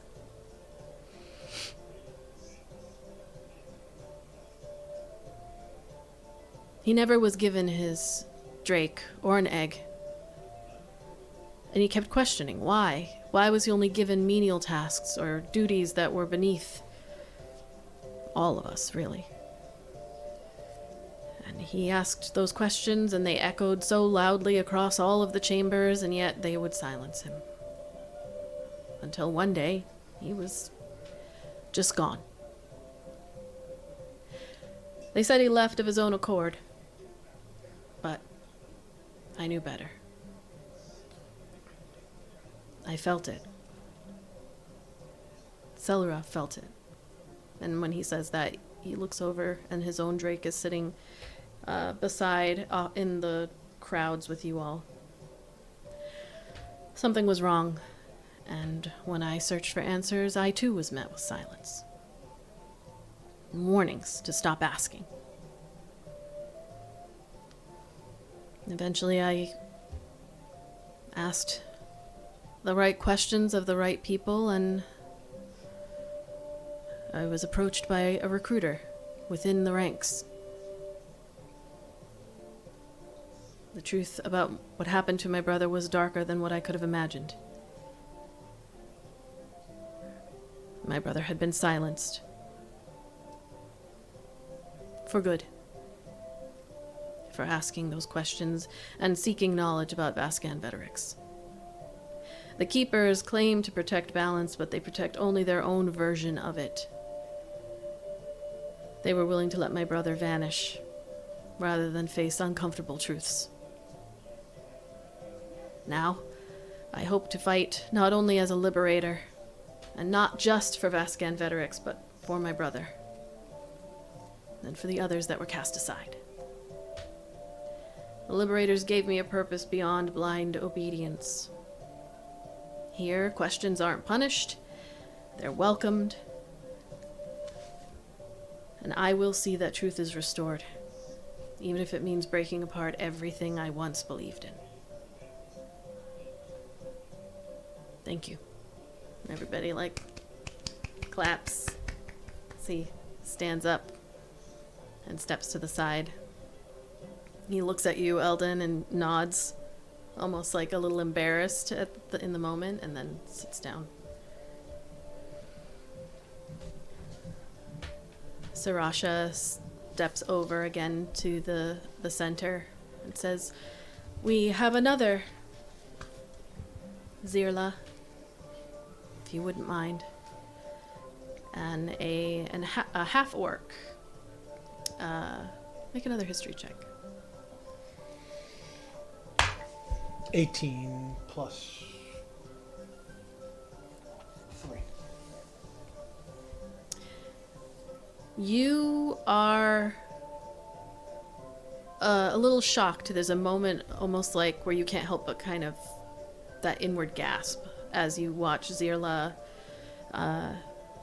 walk up to the center and sit down. You know this half-orc sister to have been very loyal. She is newer, like in your grade, we'll say, and about your age, but her loyalty was so fierce that to see her here in this room is probably the most shocking thing that you've seen since arriving. And she looks at you and then looks away like she's embarrassed that you are here and that you're seeing her, having known how zealous she was in her time as a keeper. And as she speaks, she looks everywhere except for at you. Maybe one of the only ones in the room who is doing that. And she says, "I saw what happens when you speak out, and I chose not to be silent. I was fierce and loyal and capable. And I bonded very easily and early with my Drake, Corin. You see this very deep obsidian scaled Drake that's sitting amongst the crowd here. I was loyal to the oath, but I was never blind to the cracks I saw forming just beneath the surface of the Keeper's teachings. I questioned things, not as a challenge, just to understand. I asked why the stories of Vascan Veterix always ended with fear. I asked why they spoke of the Ur-Dragon like a cautionary tale, but never why he sought to ascend. I tried to maybe overdo it. I was going to be the best. And maybe by being the best, it would open up more understanding for me. But the opposite happened. My questions started to garner me unwanted attention. Master Cerivis Ralkesh himself warned me to be careful. And so I was. It wasn't until I witnessed what happened to my dear friend, Iskar. Then I saw the truth. Iskar was accused of treason and banished, and his name was erased from the Keeper records. Now, if you ask, Iskar was never there. I don't know where he is. They didn't want answers, they wanted silence. And I just couldn't be part of that. I was approached. I knew that I had gotten the attention of someone. I was offered a path where my questions would not only just be tolerated, but would be answered and encouraged. Leaving was hard. Harder than I ever imagined, but when Corin and I flew with the Liberators for the first time, it felt like coming home. I don't believe that Vascan Veterix's ascension is about destruction. I believe it is about truth. I believe that the Ur-Dragon's resurrection will bring an end to the lies and the manipulation that the Keepers have built their foundation on. The Liberators have given me back my voice, and now I'm going to make damn sure no one ever silences us again. With this, she does look at you one time very quickly and then looks away and steps up as people give her a little clap. The clap of encouragement from the kinds of meetings where you know it's hard to speak truth and put the spotlight on yourself. AA meeting for former keepers. Yeah. Sarasha steps to the center and then looks at the three of you. We have new people amongst our ranks. It's always good to share a story. I welcome you to do so today.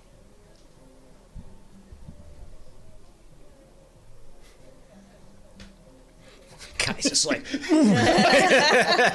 like, I'm sure as hell not doing it. These people are traumatized enough. I'm sure as hell not doing it. I'll warm them up for you. Thanks, my opener. he's the dude in A Knight's Tale who presents so Rick von Rickenstein. He's the hype man. A vow of silence for a year just to understand a whisper. Hey, not many people can say that the guy to warm up the crowd was a fucking prince. All right? Sarasha steps to the side, says, share only what makes you comfortable, and then goes to sit.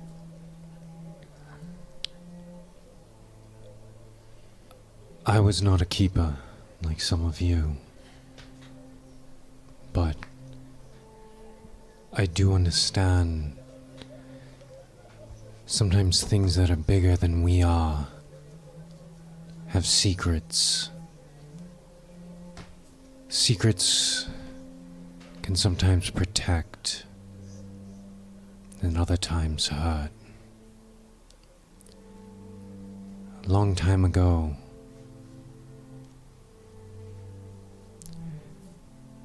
a secret caused someone I cared for to be killed. And like many of you have said before, it would act as though it had never happened.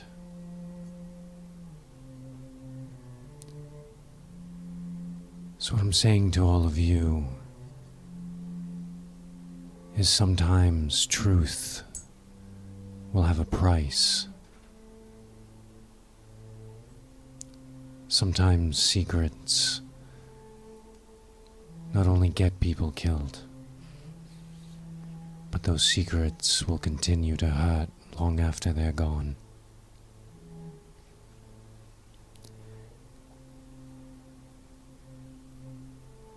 But other times those secrets can lead to things that you never thought were possible. If not for those secrets, I would not be here in this very room with all of you.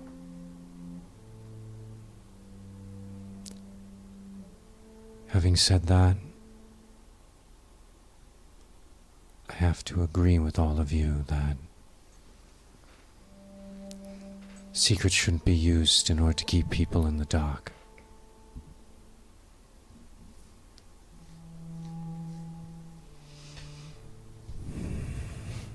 Just a little clap.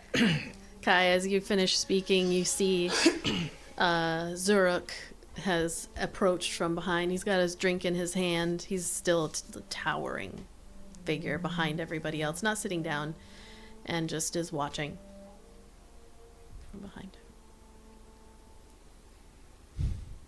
No pressure, you don't have to. I guess he'll slowly take the center.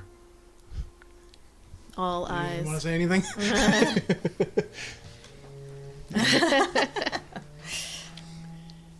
Looking around, I see a lot of embarrassment in some people's eyes. He'll make eye contact with the couple that they were. And I don't think that anybody needs to be embarrassed for asking questions. I always felt that something in my life was missing, like a puzzle piece that I could never find. And as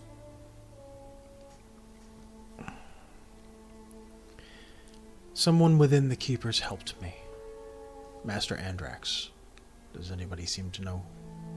Yeah, everyone but the oldest members of the crew. Some people lower their heads, others like kind of whisper to each other. And as you're speaking, you see Theratrix and Pyrothorin kind of step up behind Xurukk. And he was asking questions for me, about me. At the time, I don't think my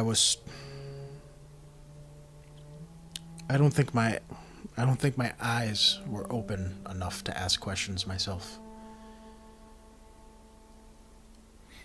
But to them, the Keepers, I think I was the question.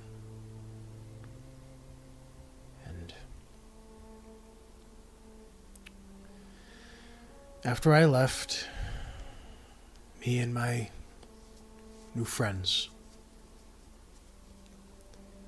I've seen many things, fought many things, even spoken to gods.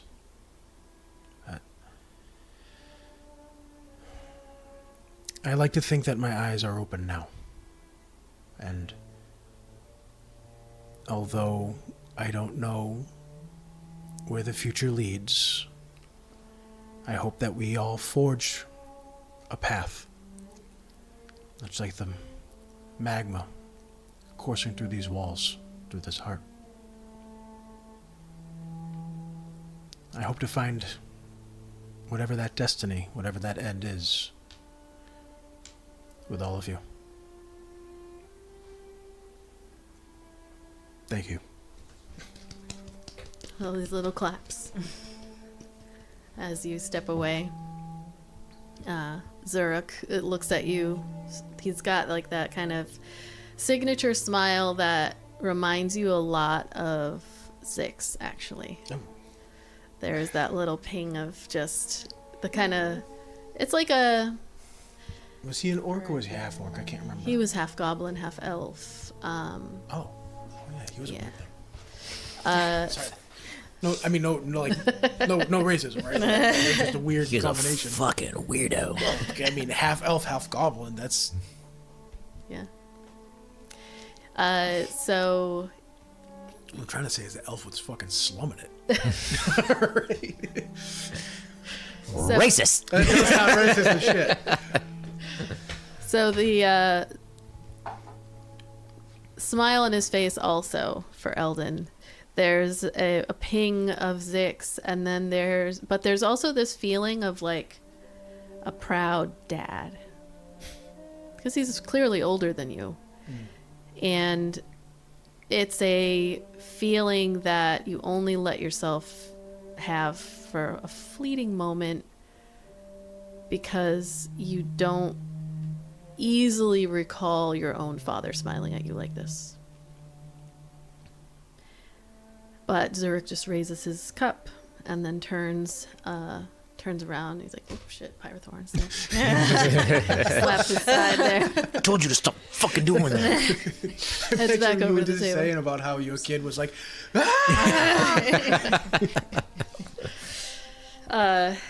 Sarasha heads up to the middle and says, "Thank you so much, Eye that sees. Thank you to everyone who shared. We are excited to have the woven fates with us. And even more excited for dinner, which is being served right now.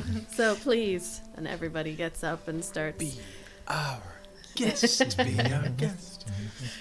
A couple of the liberators come over and just like gently touch your arm and say like "thank you," and head off. While you all get to... Is there any like weird reaction by the orc or half orc woman? I can't remember what you said. Zurla. Weird reaction? No. Or like any reaction? She is not willing to look at you for more than a few seconds at a time. Unlike everyone else, is kind of more reverent. It's not that she doesn't have any kind of like ill feeling coming off of her. It's more that kind of embarrassment that like you would have seen her. You would have seen how zealous she was. It's just the dragon. Don't worry about it. I was so trying for them to be as cute as possible. Do it. Just go for Go it. for it, rip it. It was so much worse. It's dinner time, so it's okay. We're cracking open ye old cans of pop. Yeah, just more of the like, oh my gosh, this person saw me, and then also, oh my god, this dude was also the freaking eye. Jesus Christ, like, we used to make fun of this kid. I was gonna say, yeah. Like, you don't The kid remember. you made fun of is like your doctor. Yeah. So it's like, not that she was part of a group that like severely bullied. She just was like, she didn't have time to bully, but she didn't stand up for you either. So she was like, She definitely laughed at the jokes. yeah, she laughed at the jokes, but she had shit to do, and bitch. Yeah. she didn't come up with her own or anything. She was like, this is kind of childish, but that was kind of funny. So It's such like a relatable, like we all have somebody like that Yeah. in our fucking...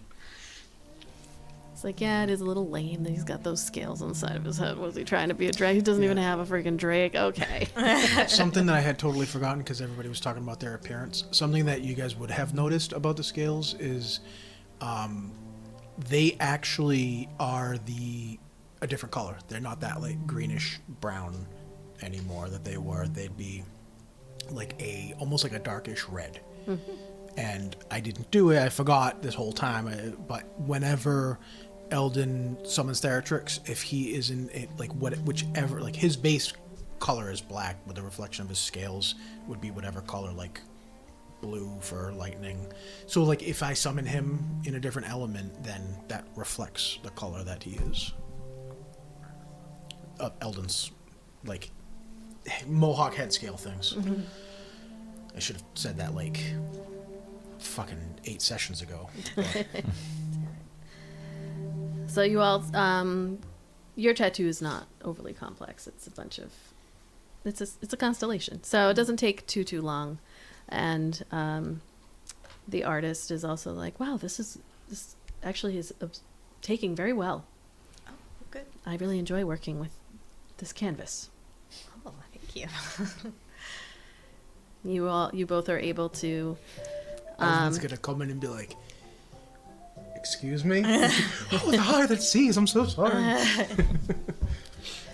When they're finished, they say, I would give you like aftercare instructions, but I'm not overly familiar with your body type. So just take it easy and maybe Healing a salve. touch and the tattoo goes away. A little, like a salve or Rub some perhaps. sand on it. Yeah, Any plastic wrap or anything you can stick? I do. I do Sand have and plastic germ. wrap and some tape. Perfect. Okay, enjoy dinner. Thanks. As you crinkle away. How's it look? I can't see it. I need It to find a looks reflective surface somewhere. Fantastic. How much it's a was rose. I'm just kidding. No. it? No, there's no cost at this place. Oh, we get it for free. We definitely come back to the table like the woo girls. We're like, woo!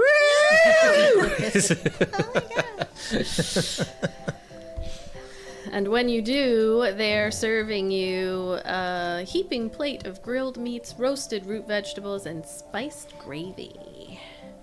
There's also a fire fruit stew, which is a spicy stew that has fire fruit and mountain herbs and chunks of smoked venison. Oh, that sounds so good. And an iron root loaf. That is a what? dense An bread. iron Iron loaf? root. Iron root. Iron root loaf. A dense bread that has a spiced butter and honey on the side. That just That plays sounds good. everything out. I know it does. Oh, I love the way you describe the food. It's so good. We need to take the Hero Fest cookbook and I out want of the and dense do wood with spiced a butter. Hero Fest feast at some point. Yeah. And everybody sits and you eat. Folks ask you about your hobbies and what you all like to do and where you're from. Some of them recognize the accent, some don't. But it's just kind of an evening of calm and rest and food. After the speech and the 2 drinks, Eldon's gonna have another one. He's gonna like start really loosening up a All little right, bit. roll another con save. You want some drugs? Drugs. See that owl? You ever see that video without drugs? No, I don't want any drugs. So you want to loosen Another up? 3. Oh, you have exhaustion, so that's -1. Oh, okay. You're buzzed. 2. I'm feeling fucking good. Roll a d6. I'm feeling fucking nice. 2. What is your con modifier? 3. Okay. You're fine. So, Oh, I mean, well, you have disadvantage on all dexterity-based checks and saving throws.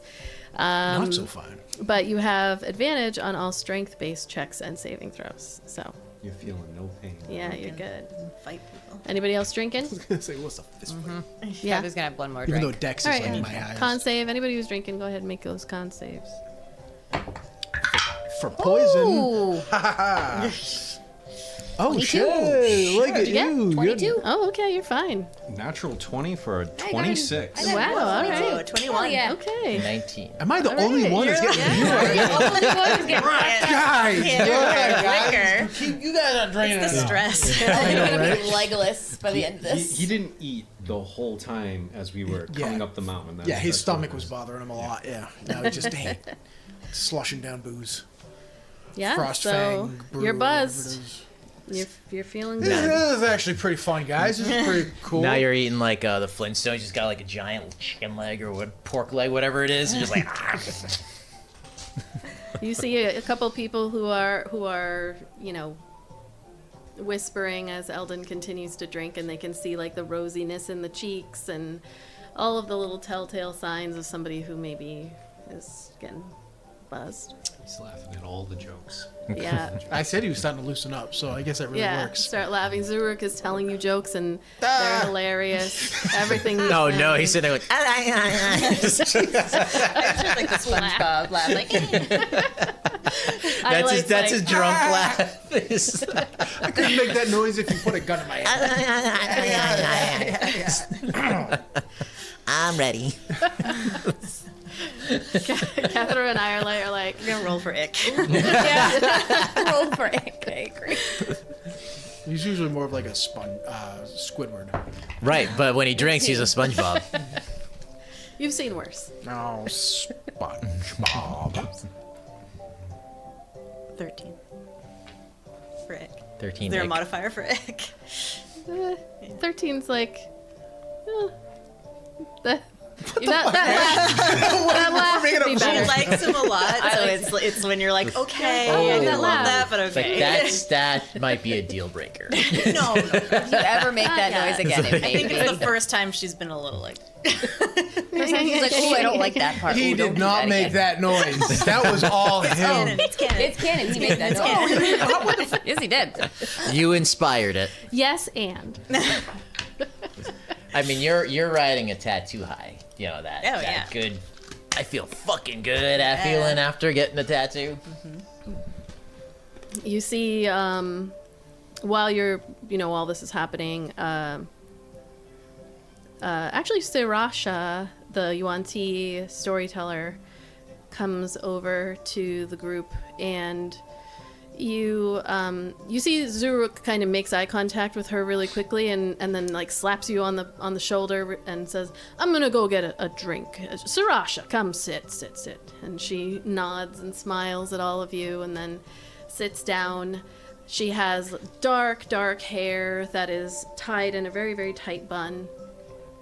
Her Yuan-Ti eyes have the slit irises that are very common amongst the ancestry.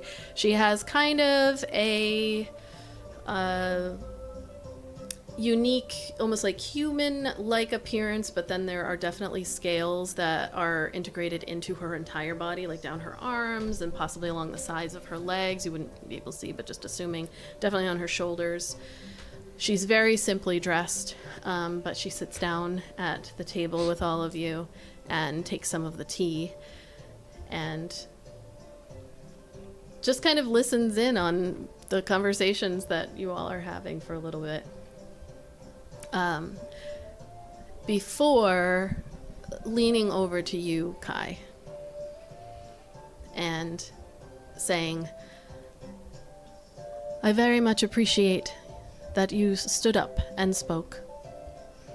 I know how difficult it must be to speak of secrets. But you can rest assured, all of you, that your secrets are safe within the Molten Roost." That's very good to know. Wait, you did what? I spoke. Oh, at the sharing circle. Yes. Oh. Not like you. I guess the time with all of you must be rubbing off on me. Ah, you gross.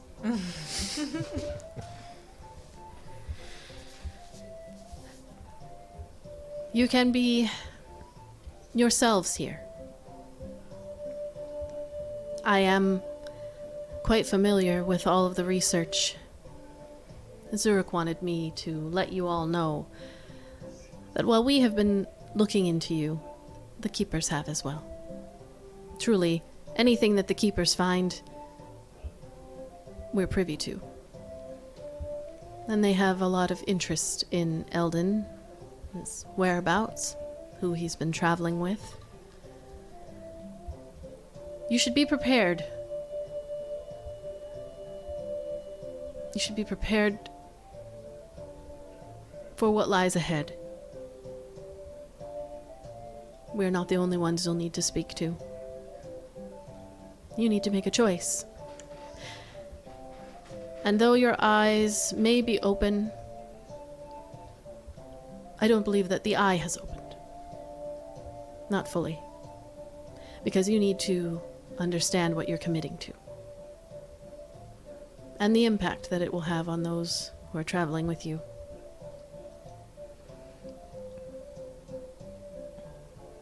So how do we pry this eye open? Well, that's the thing, you can't. There's not enough strength in this whole hall to pry the eye open. It must awaken. With full knowledge and understanding of what will happen and what will occur and what the choices are. And what are my choices? How am I to make a decision if I don't know? You talk of consequences and I need to be prepared for them. How am I to make a decision if I don't know what the consequences are? We never truly know what the consequences will be. You're going to have to measure the possible outcomes and then hold on to some kind of faith that the outcome that you are looking for will happen.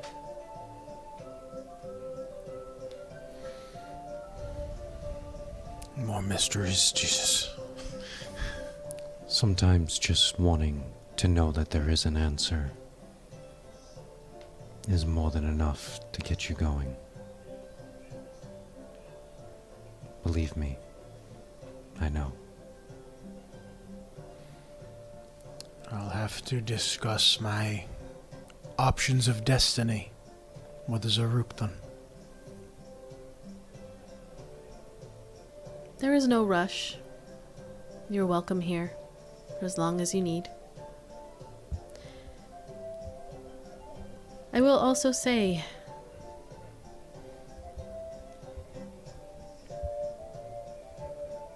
you keep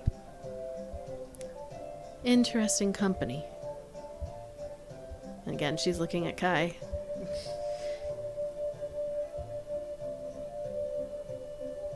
Be careful with what you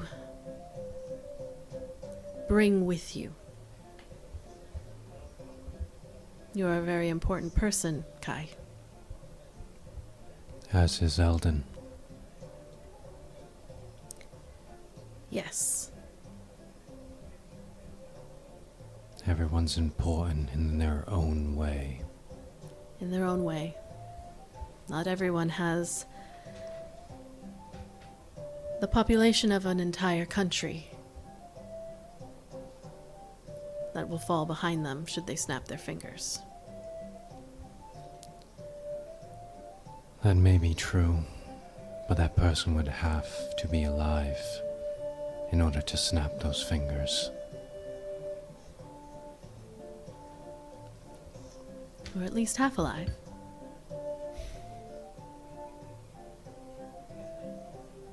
She smiles a little bit. She's got you there. Your friend's only mostly dead. Sometimes knowledge can be dangerous as well. Yes. But sometimes it can save you from the things that are following you.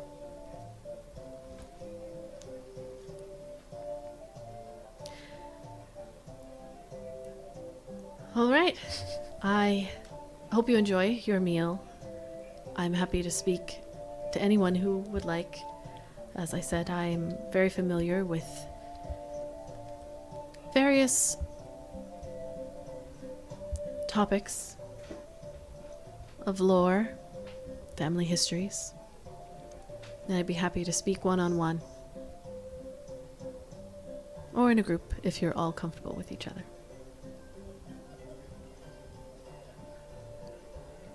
She stands up. and then looks over. Xurukk had been chatting with Pyrothorin, or at least pretending to, and then comes back over. Is she looking at us? Is she looking at us? Sits back down. Anything else for this evening? Eldon's not as jovial anymore now with that. She definitely brought the mood down, so he's gonna have another drink. Okay, Oh, have another drink. I saw that. I saw it. Fucking another nat one. Nice. Oh no. All right, what's going on here now? Oh no. Holy Okay. shit. He's got to make the most important decision of his life tomorrow, and he's Not only that, fucking. but these people he's are like, fucking oh. dancing on a tabletop, shooting vodka from the bartender's mouth. Having a coyote slave I see night. this more as she was talking, he's just Drinking the whole time. Just give me the picture. like as give me the more, picture. as she's saying more and more ominous stuff. He's He's just, just, yeah. These people are like, oh wow, the eye is here, and he's like, fuck everyone. just a shitty drunk. So you're drunk. Roll a d8. And sorry, what was your con modifier again? Is it 2? +3. 3. Okay. 3. Okay, you're still all right for tomorrow's hangover. So you have disadvantage on all ability checks and attack rolls, but you believe you have advantage. Awesome. Why did I do that? Look, we've all been there. Or at least I have. There's dancing and joviality. At a certain point after you have drank enough. Am I the only one drinking too? Oh my I don't god. know. Did you all drink again? Nope, Another I'm drink. milking it. Oh, well. All right, Iolite, go ahead and roll that con save. Isla's keeping her stuff. 13? 13. Another nat 20 plus 2. 22. Wow, You guys, you guys Oh, are holding. handling 19 ourselves. plus 6, 25. Okay. Oh, Kai. Iolite, you Kai's are driving. It's like a You you are- You guys are handling your stuff very well. Are the You are a little Devenians the tipsy. Irish of it? okay. Yeah. Well, I mean, I The did Devenians kind are the Irish of the base frickin' Eleothis. We landscape could just- off of Ireland and the weather. Yeah. So This so Yeah. fits though Those because you guys are Devenian livers. drinkers and just Eldon isn't. So yeah. it really does. Like, There's also a difference between maybe you're sipping and you're just pounding he's them back. hammering 'em So, back, yeah. yeah. At a certain point, Kai Xur... will take the distraction of Eldon having a great time to kind of slip away because he might have some questions. I was gonna say I was gonna slip away and talk Everyone to that just lady too. We all slip away at the same time. We all friends. I love you. Where the fuck did everyone go? we all enter her tent from different entrances. And we're just like, okay, I guess we should have just done this at the table. Iolite's been kind of like sitting in a way where she like wants Eldon to like see her tattoo, but she doesn't want to like be the one to mention it, so she's just kind of like. And Eldon's far too drunk to notice anything. Your hair is so pretty. The hair's fine, but what? What about this? Isla's gonna this whole thing. Isla's gonna throw pebbles at Eldon until he looks over. You left. You left. You left. No, I was going to. He snuck out first, so it's like I'm not gonna like watch him sneak out and then sneak out myself. Did you see me? That's the question. Go ahead and roll yourself. It would be passive. You don't roll. Put that down. I'm gonna use. The, I saw that 3. I saw that 3. I'm not the only one. okay, that's better. That's better. 19. Okay. I didn't- Yeah, you did not notice Didn't that see it. that Kai is not there. Well, So I was gonna do it later anyways. okay. Right now I'm throwing pebbles at Eldon. Like I'm sitting here like this and I'm like, Pink. Ow. Was that good enough that I snuck by everybody? Yeah. Yep. You just kind of like everybody just. Kai's just not there anymore. and nobody's shocked by that. It's just like, oh yeah. You did Hey. it again. Sorry. Be I'm kind deja to the vu. dice, Having dude. Be deja kind. vu. Stealthing away from the whole party. Oh yeah. Deja vu. It's That's been a not- few I was gonna years. say, that's not your That deal not go anymore. well for That's you my last deal. time? That's a few. That's been a few years. Poor dice. So you were actually trying to get his attention on. I wouldn't is say it- she's trying to get his attention. She's just being like, oh, I guess she kind of is, but she's trying to do it in that like weird. She wants the Subtle eye's way. eye on her. That's why Yeah. I'm throwing pebbles at the eye. Catherine's just watching this go down. Like, Ayla, you jerk. Catherine's silently laying back, petting Nyx, watching this go back, going, go on, going, How long is it gonna take? Xurukk leans into your ear and says, "Did your friend always have that tattoo on her shoulder?"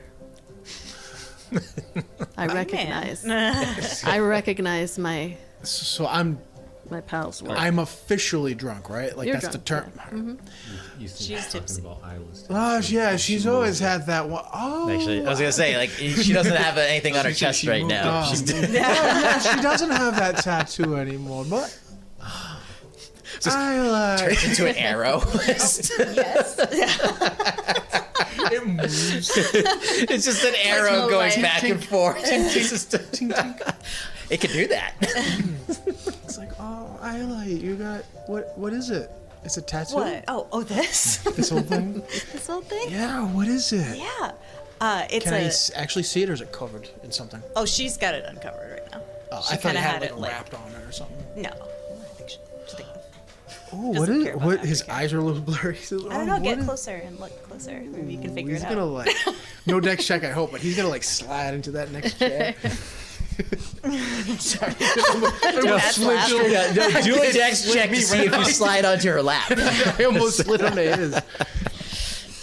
So, it's a lion. Yeah.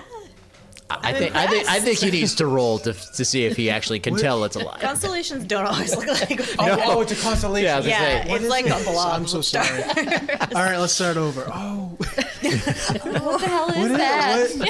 It's dots and lines. It's a constellation, silly. Which one? Oh, it's a lion. That's nice. He's drunk. Roar. very good, baby. Yeah, baby.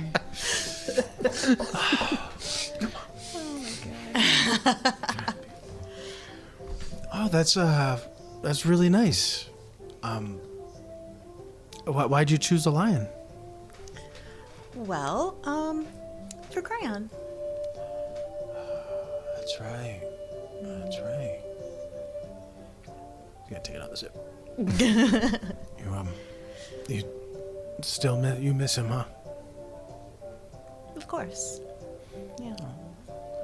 Well, now he's always with you at all times. Do you want to touch it? You, does it hurt? No.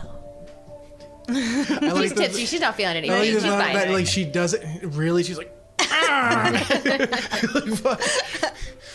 Beauty is- picturing it feels like beauty is pain. like an indent kind of. Like Think kind of like carved. Carved in, yeah. Yeah, so It it's probably like feels grooves. fine Feels until cool. he touches it too hard. Yeah, don't touch it. He's gonna actually trace the holes. That's how a lot That- of that- like, a that- sex scene starts. So there you go. I was gonna say guys. that on a fresh tattoo It's also like the really, two really hurt. I was like, there's a fresh tattoo. Yeah, everyone- Dirty hands all over fresh tattoos. It's them two having a moment, and then it pans out to everyone else extremely awkward at the table. I'm sitting right Yeah. next to her, like, No, Catherine's in there just patting Nick's going, He's like, oh, this is really nice. is this about to finally happen? I really like that. That's really nice. Thanks.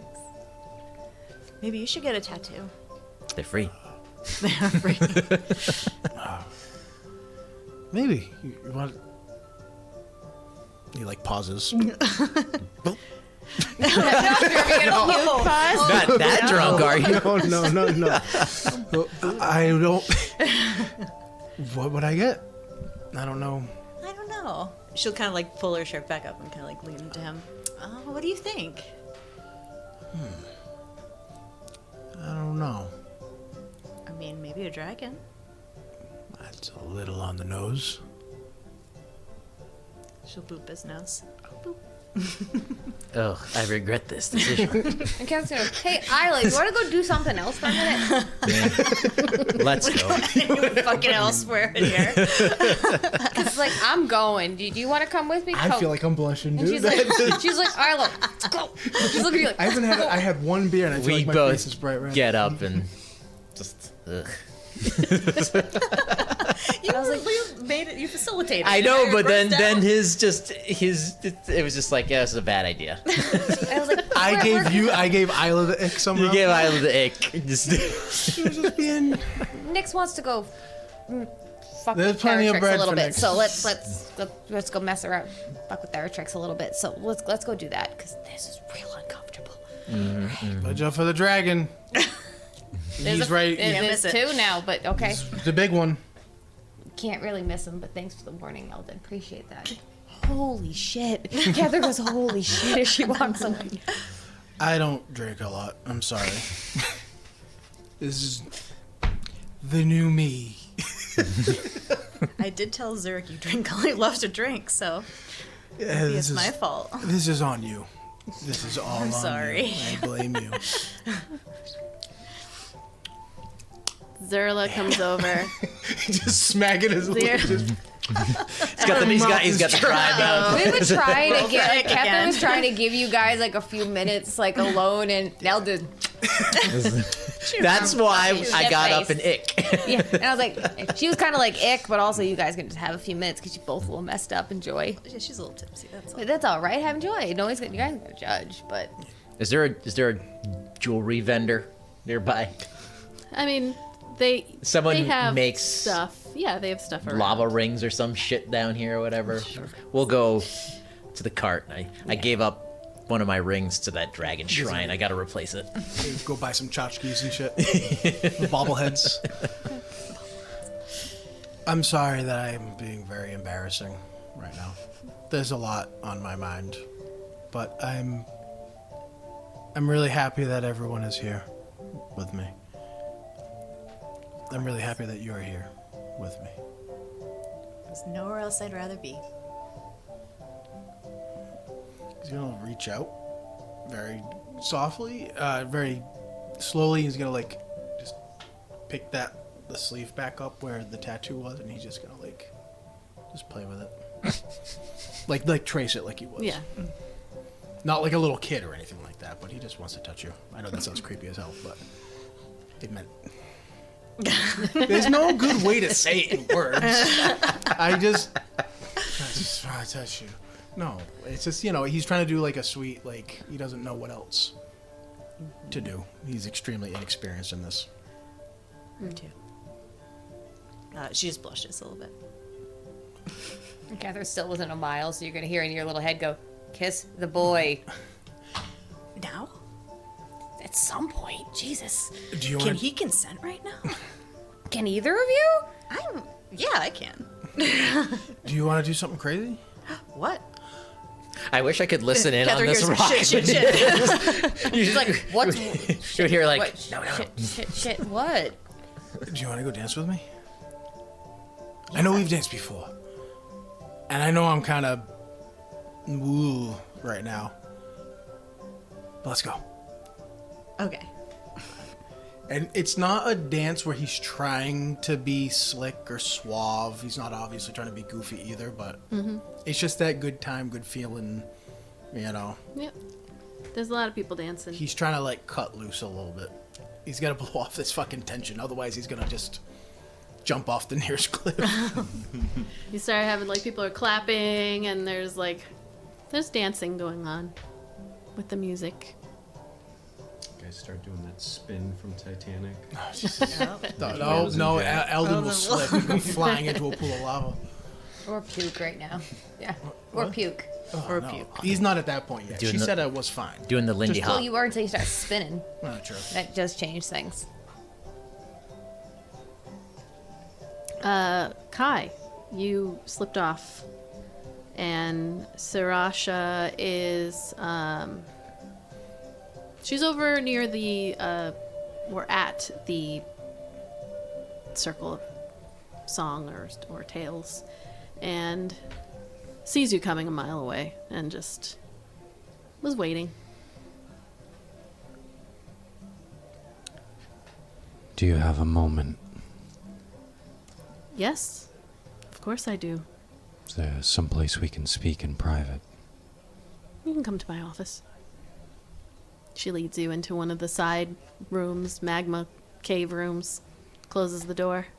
Inside, it is very much what you would expect of a person who collects knowledge. There are scrolls and writings and maps of various things that look older than Eleothis, places that you don't recognize. and books and just all manner of writings and knowledge.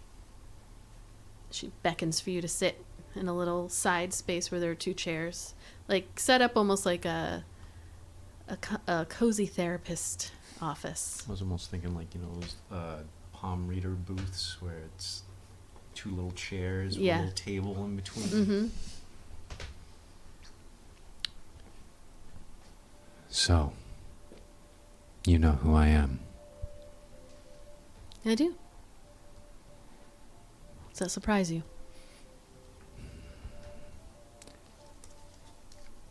Honestly,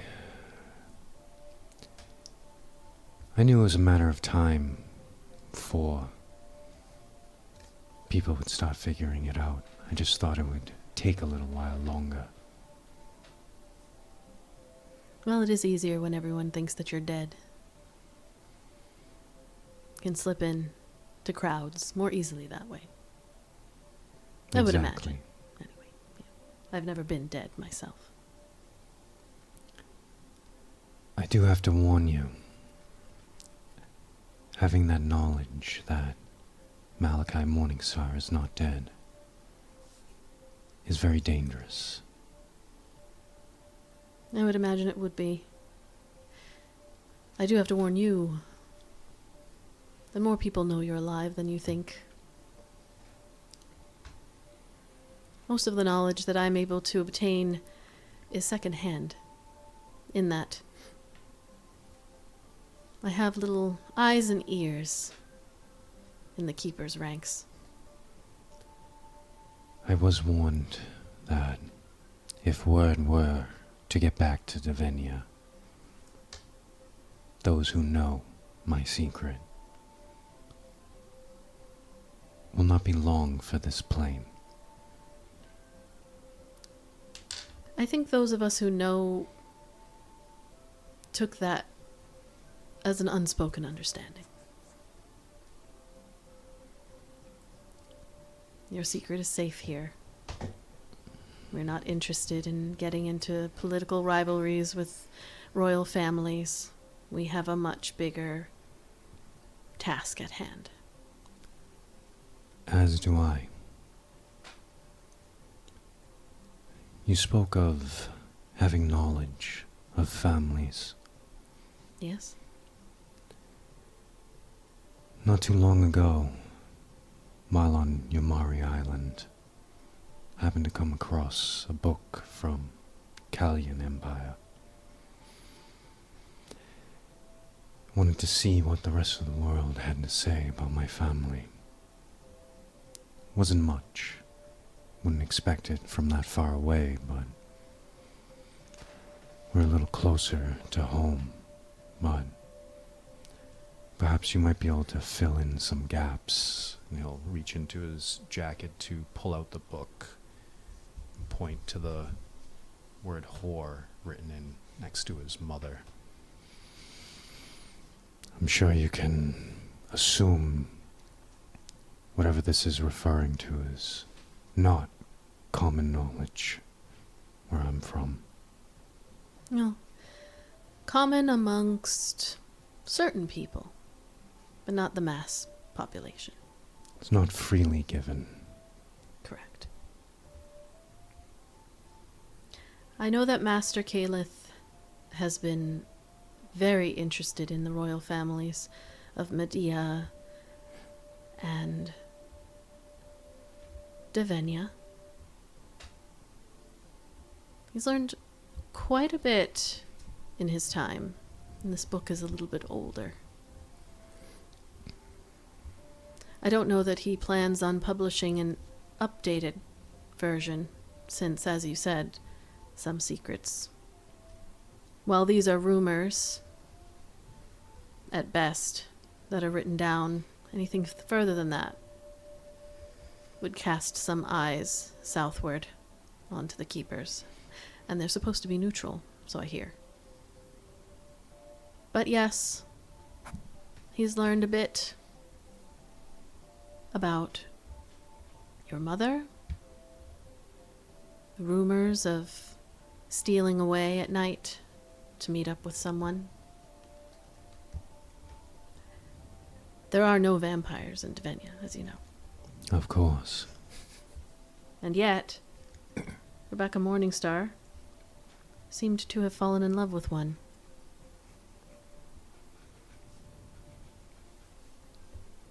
At least that's what Master Drenvor believes.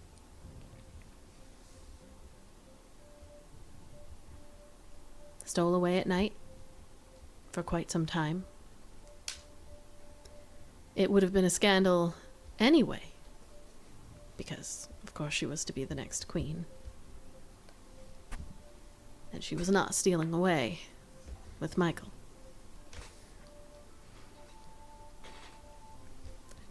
So whoever wrote this word to describe your mother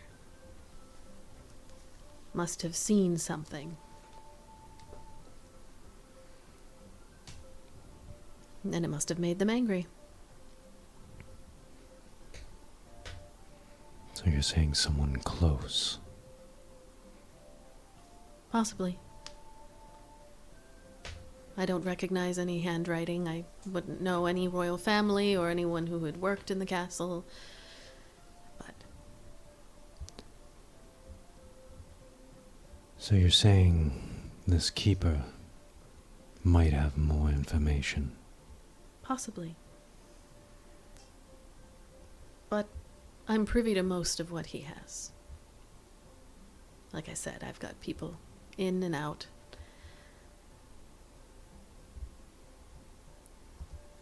He has been searching for the ancestry of your family for quite some time. For all of these statements that there are no vampires in Devenia, we all know. Just not allowed to say it. But why? There is a string to pull there. And so I believe that's what he's been doing, is pulling that string, and it's my understanding that he's found evidence of not just one or two, but colonies. A whole world living alongside, underneath. We've all heard the rumors. I've heard from his writings that while we fight Aprana and Emporia and Medea and Devenia, there is an entire political army that has been built alongside, and the vampires are fighting. It spills over sometimes into things that happen in Devenia and in the meadows. But Devenia refuses to cooperate. The royal family will not give any more information. The vampires are there, and they have their own battles they are waging. Are you trying to say that the crown is actively working to keep them separate and quiet? I think that the crown knows why there is a battle, but refuses to acknowledge that they even exist, so. As long as it doesn't spill over through the walls and onto the streets of Aurorhas, they're happy enough to keep it silent. Out of sight, out of mind. And you made it easy by dying.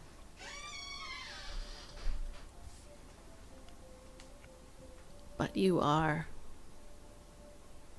clearly not 100% human. And so it begs the question, if your mother was stealing away to meet a vampire in the middle of the night, why? And who are you?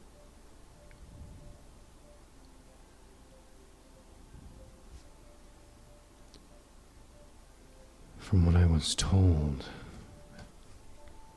a child inside their mother attacked by a vampire, the curse can pass.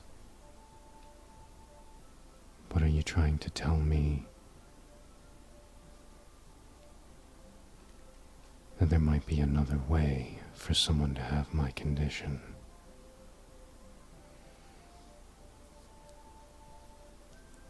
Well, often in life, there's more than one path to a single outcome.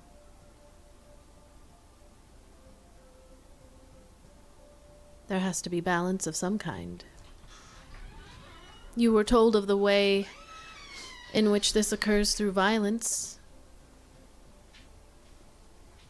Could it also occur through love?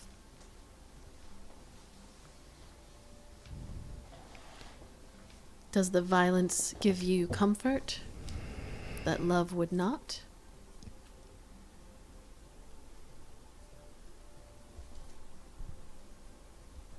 You don't have to answer me.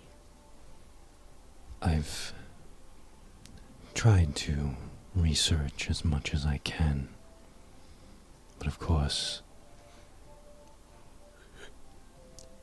trying to find that information is very hard in Venya.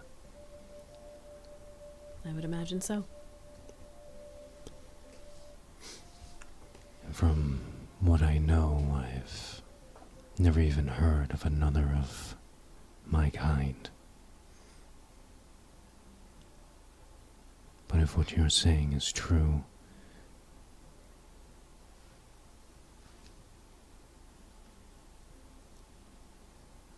I don't even know what to think. Changes things. What I can say is that you have the lived experience of someone who was kept around humans after their birth. And given that lived experience, would you imagine that if there were others like you, they would be amongst humans? Or someone more likely to accept them?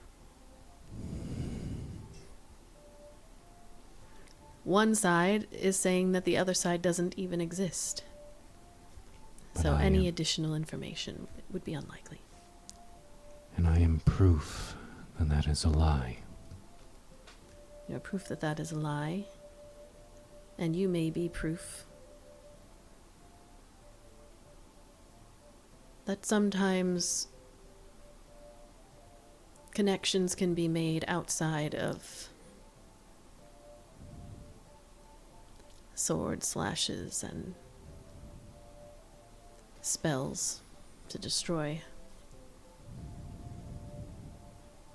Perhaps vampires aren't all claws and teeth.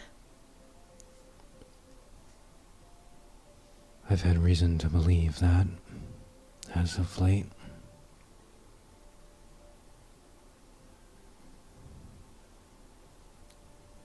Your words have given me a lot to think about. Good. So with that, I will tell you another secret. He'll pull at the necklace. There is something following me, and I do not want to bring danger to you and the rest of the liberators. But the longer I stay here, the closer it gets. If, in all of your knowledge, few, and he'll flip it around to show the runes, if you know how to break this curse, please, for your people's sake. We heard of this. Our Liberator scouts have been following you for quite some time and realized that they weren't the only ones. Of course, the Keepers, but then this creature that had attacked in Dahim. It's out there, walking. They noticed that it stopped whenever you were not in sight. Do you know what the runes say? The most that I've gotten from a friend. Something along the lines of obliteration for those who stand in my path.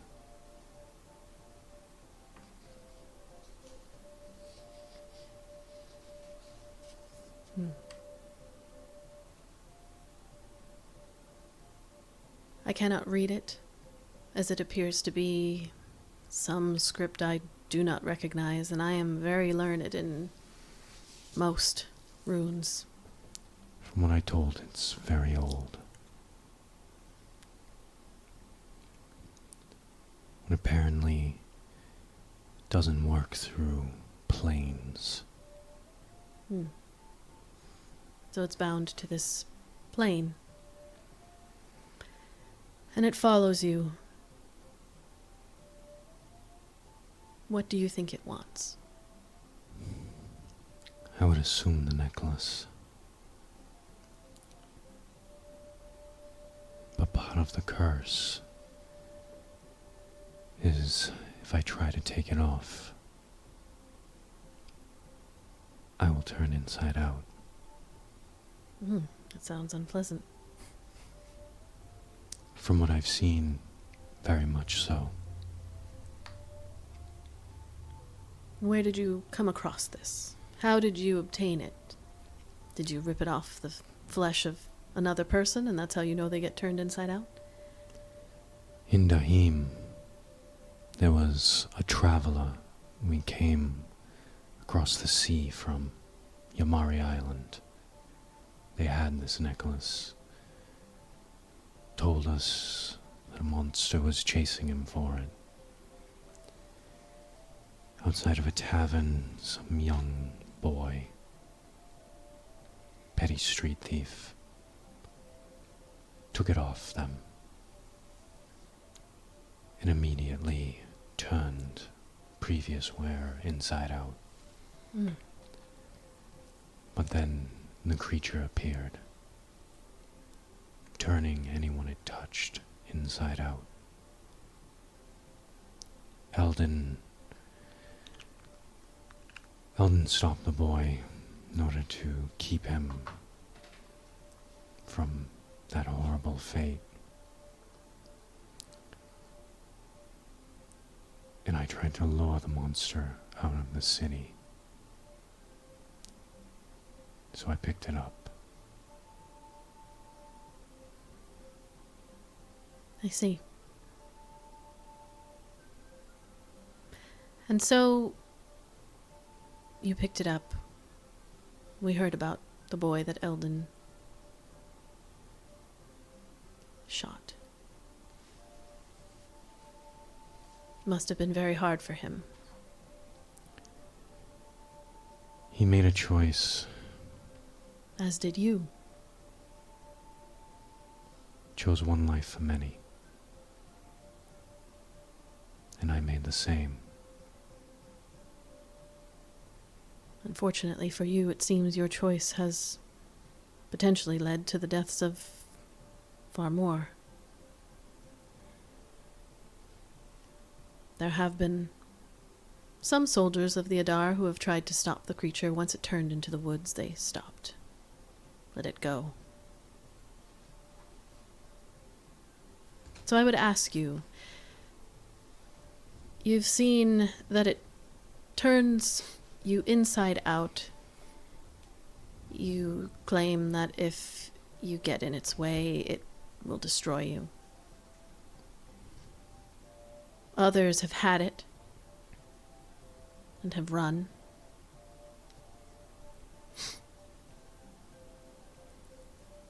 If this creature wants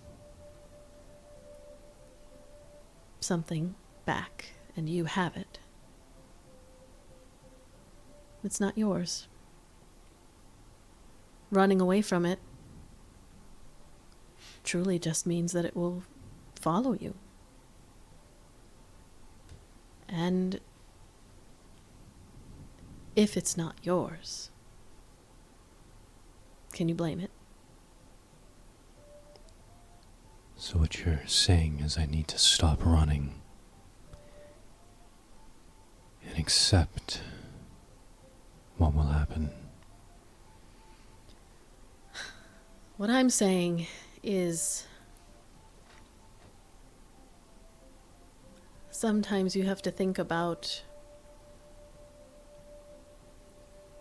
the one thing that others maybe haven't. Face your fears.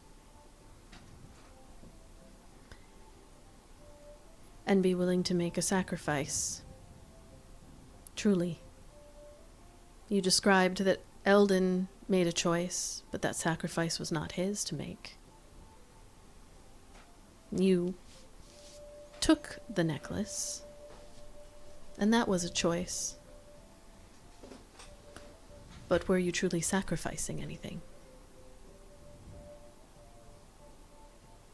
Instead, you have a curse that follows you and curses everyone around you. I'm just a lore keeper, but in my opinion, if you're truly sacrificing, you would be willing to lay your own life down to ensure that no one else gets hurt. And sometimes there are no shortcuts, especially when it comes to the old gods. You can run, you can hide, you can try to trick, you can seek out all the toughest magics in the world, although I would imagine that prior owners have done the same, or would have given the chance.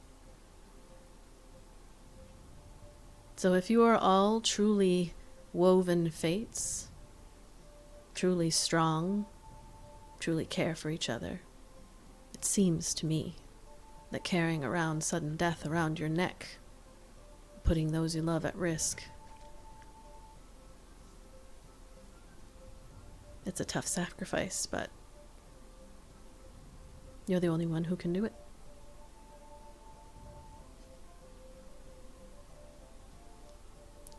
You're dead already, right? Malachi Morningstar is already dead.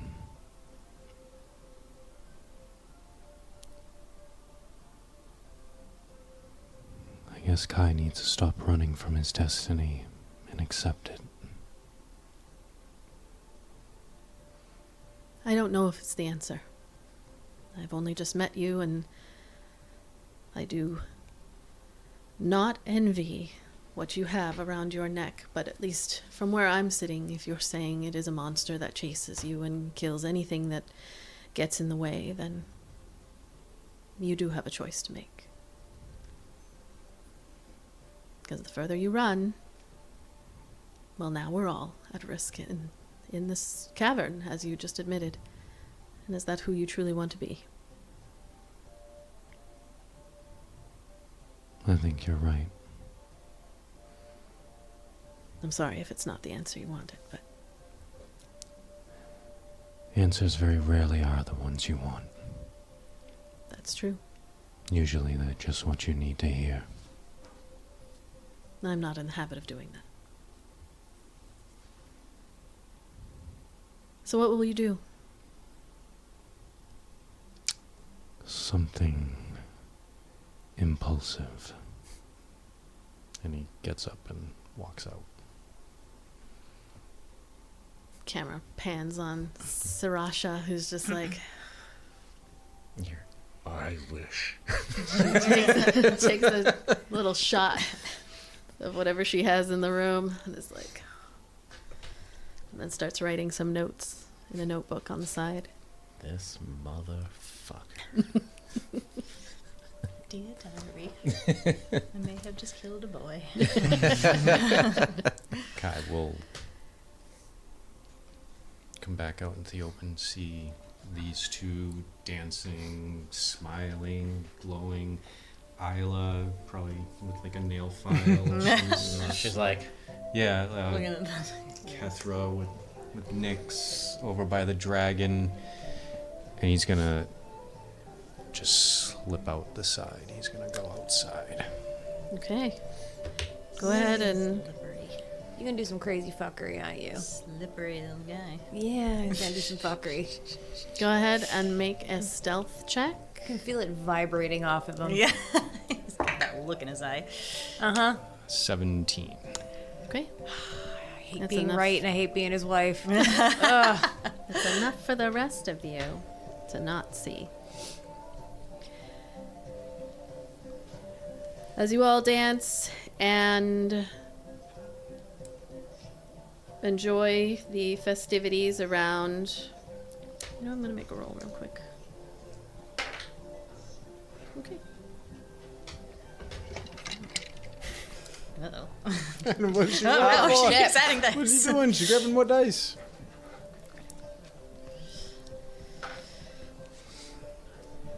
So I you haven't done anything. Kai, as the festivities are happening, you head out of a side tunnel that, as you all have been here for a while now, you know that the way that you came through is like the way most people do, but you know that there are other ways. They're not going to trap themselves in this space. And so you walk past a couple of folks and head out into the now darkness of Eleothis. Stepping outside, the moons are... Okay. Chaos is brightest in the sky. I would say just about like a waning crescent. And Naclear is a waning like 3/4. And Naclear is a waning crescent. So the others, Iara is like, you can still see obviously the outlines of these moons in the sky, but Iara, the largest, is black. Mm-hmm.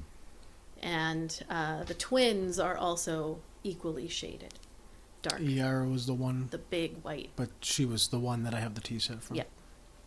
She is not high and bright in the sky.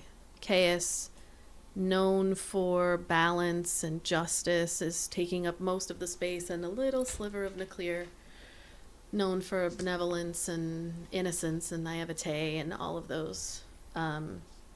Together they might make a full moon if Chaos wasn't larger than Naclear. So there's this almost,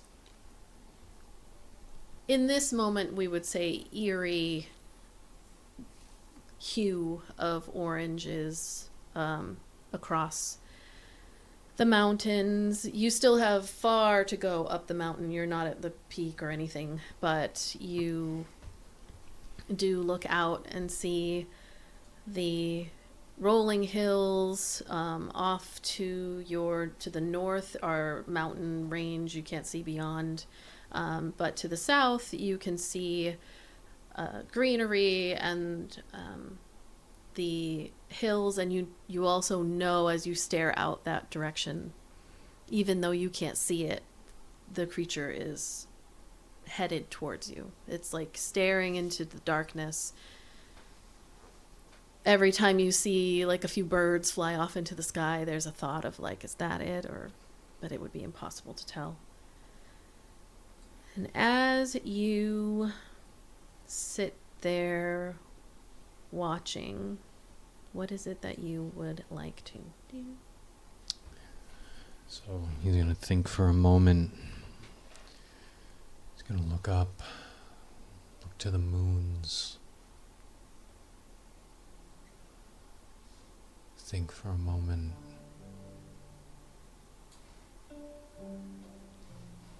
Ever since he left Aurorhas, he's been running from who he is, what he is, his family, when he got to Yamari, he didn't know what he was going to do next.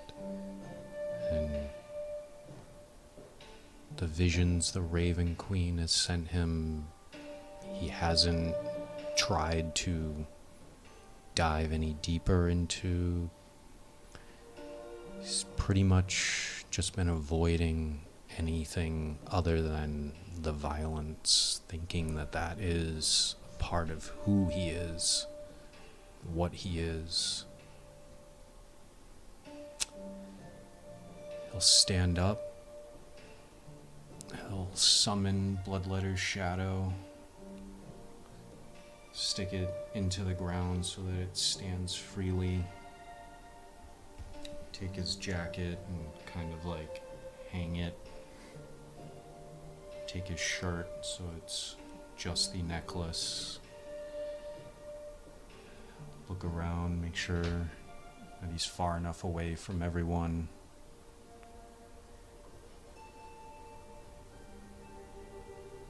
What was the name of the keeper, the lore keeper? Master Calith Drenvor. I wish I had the full work of the Morningstar family, from Master, Keeper, Yor. And whenever the books or paper materializes, he will just kneel down and wait. Okay. And that's where we're going to end tonight's session. This is a bad time to have to pee.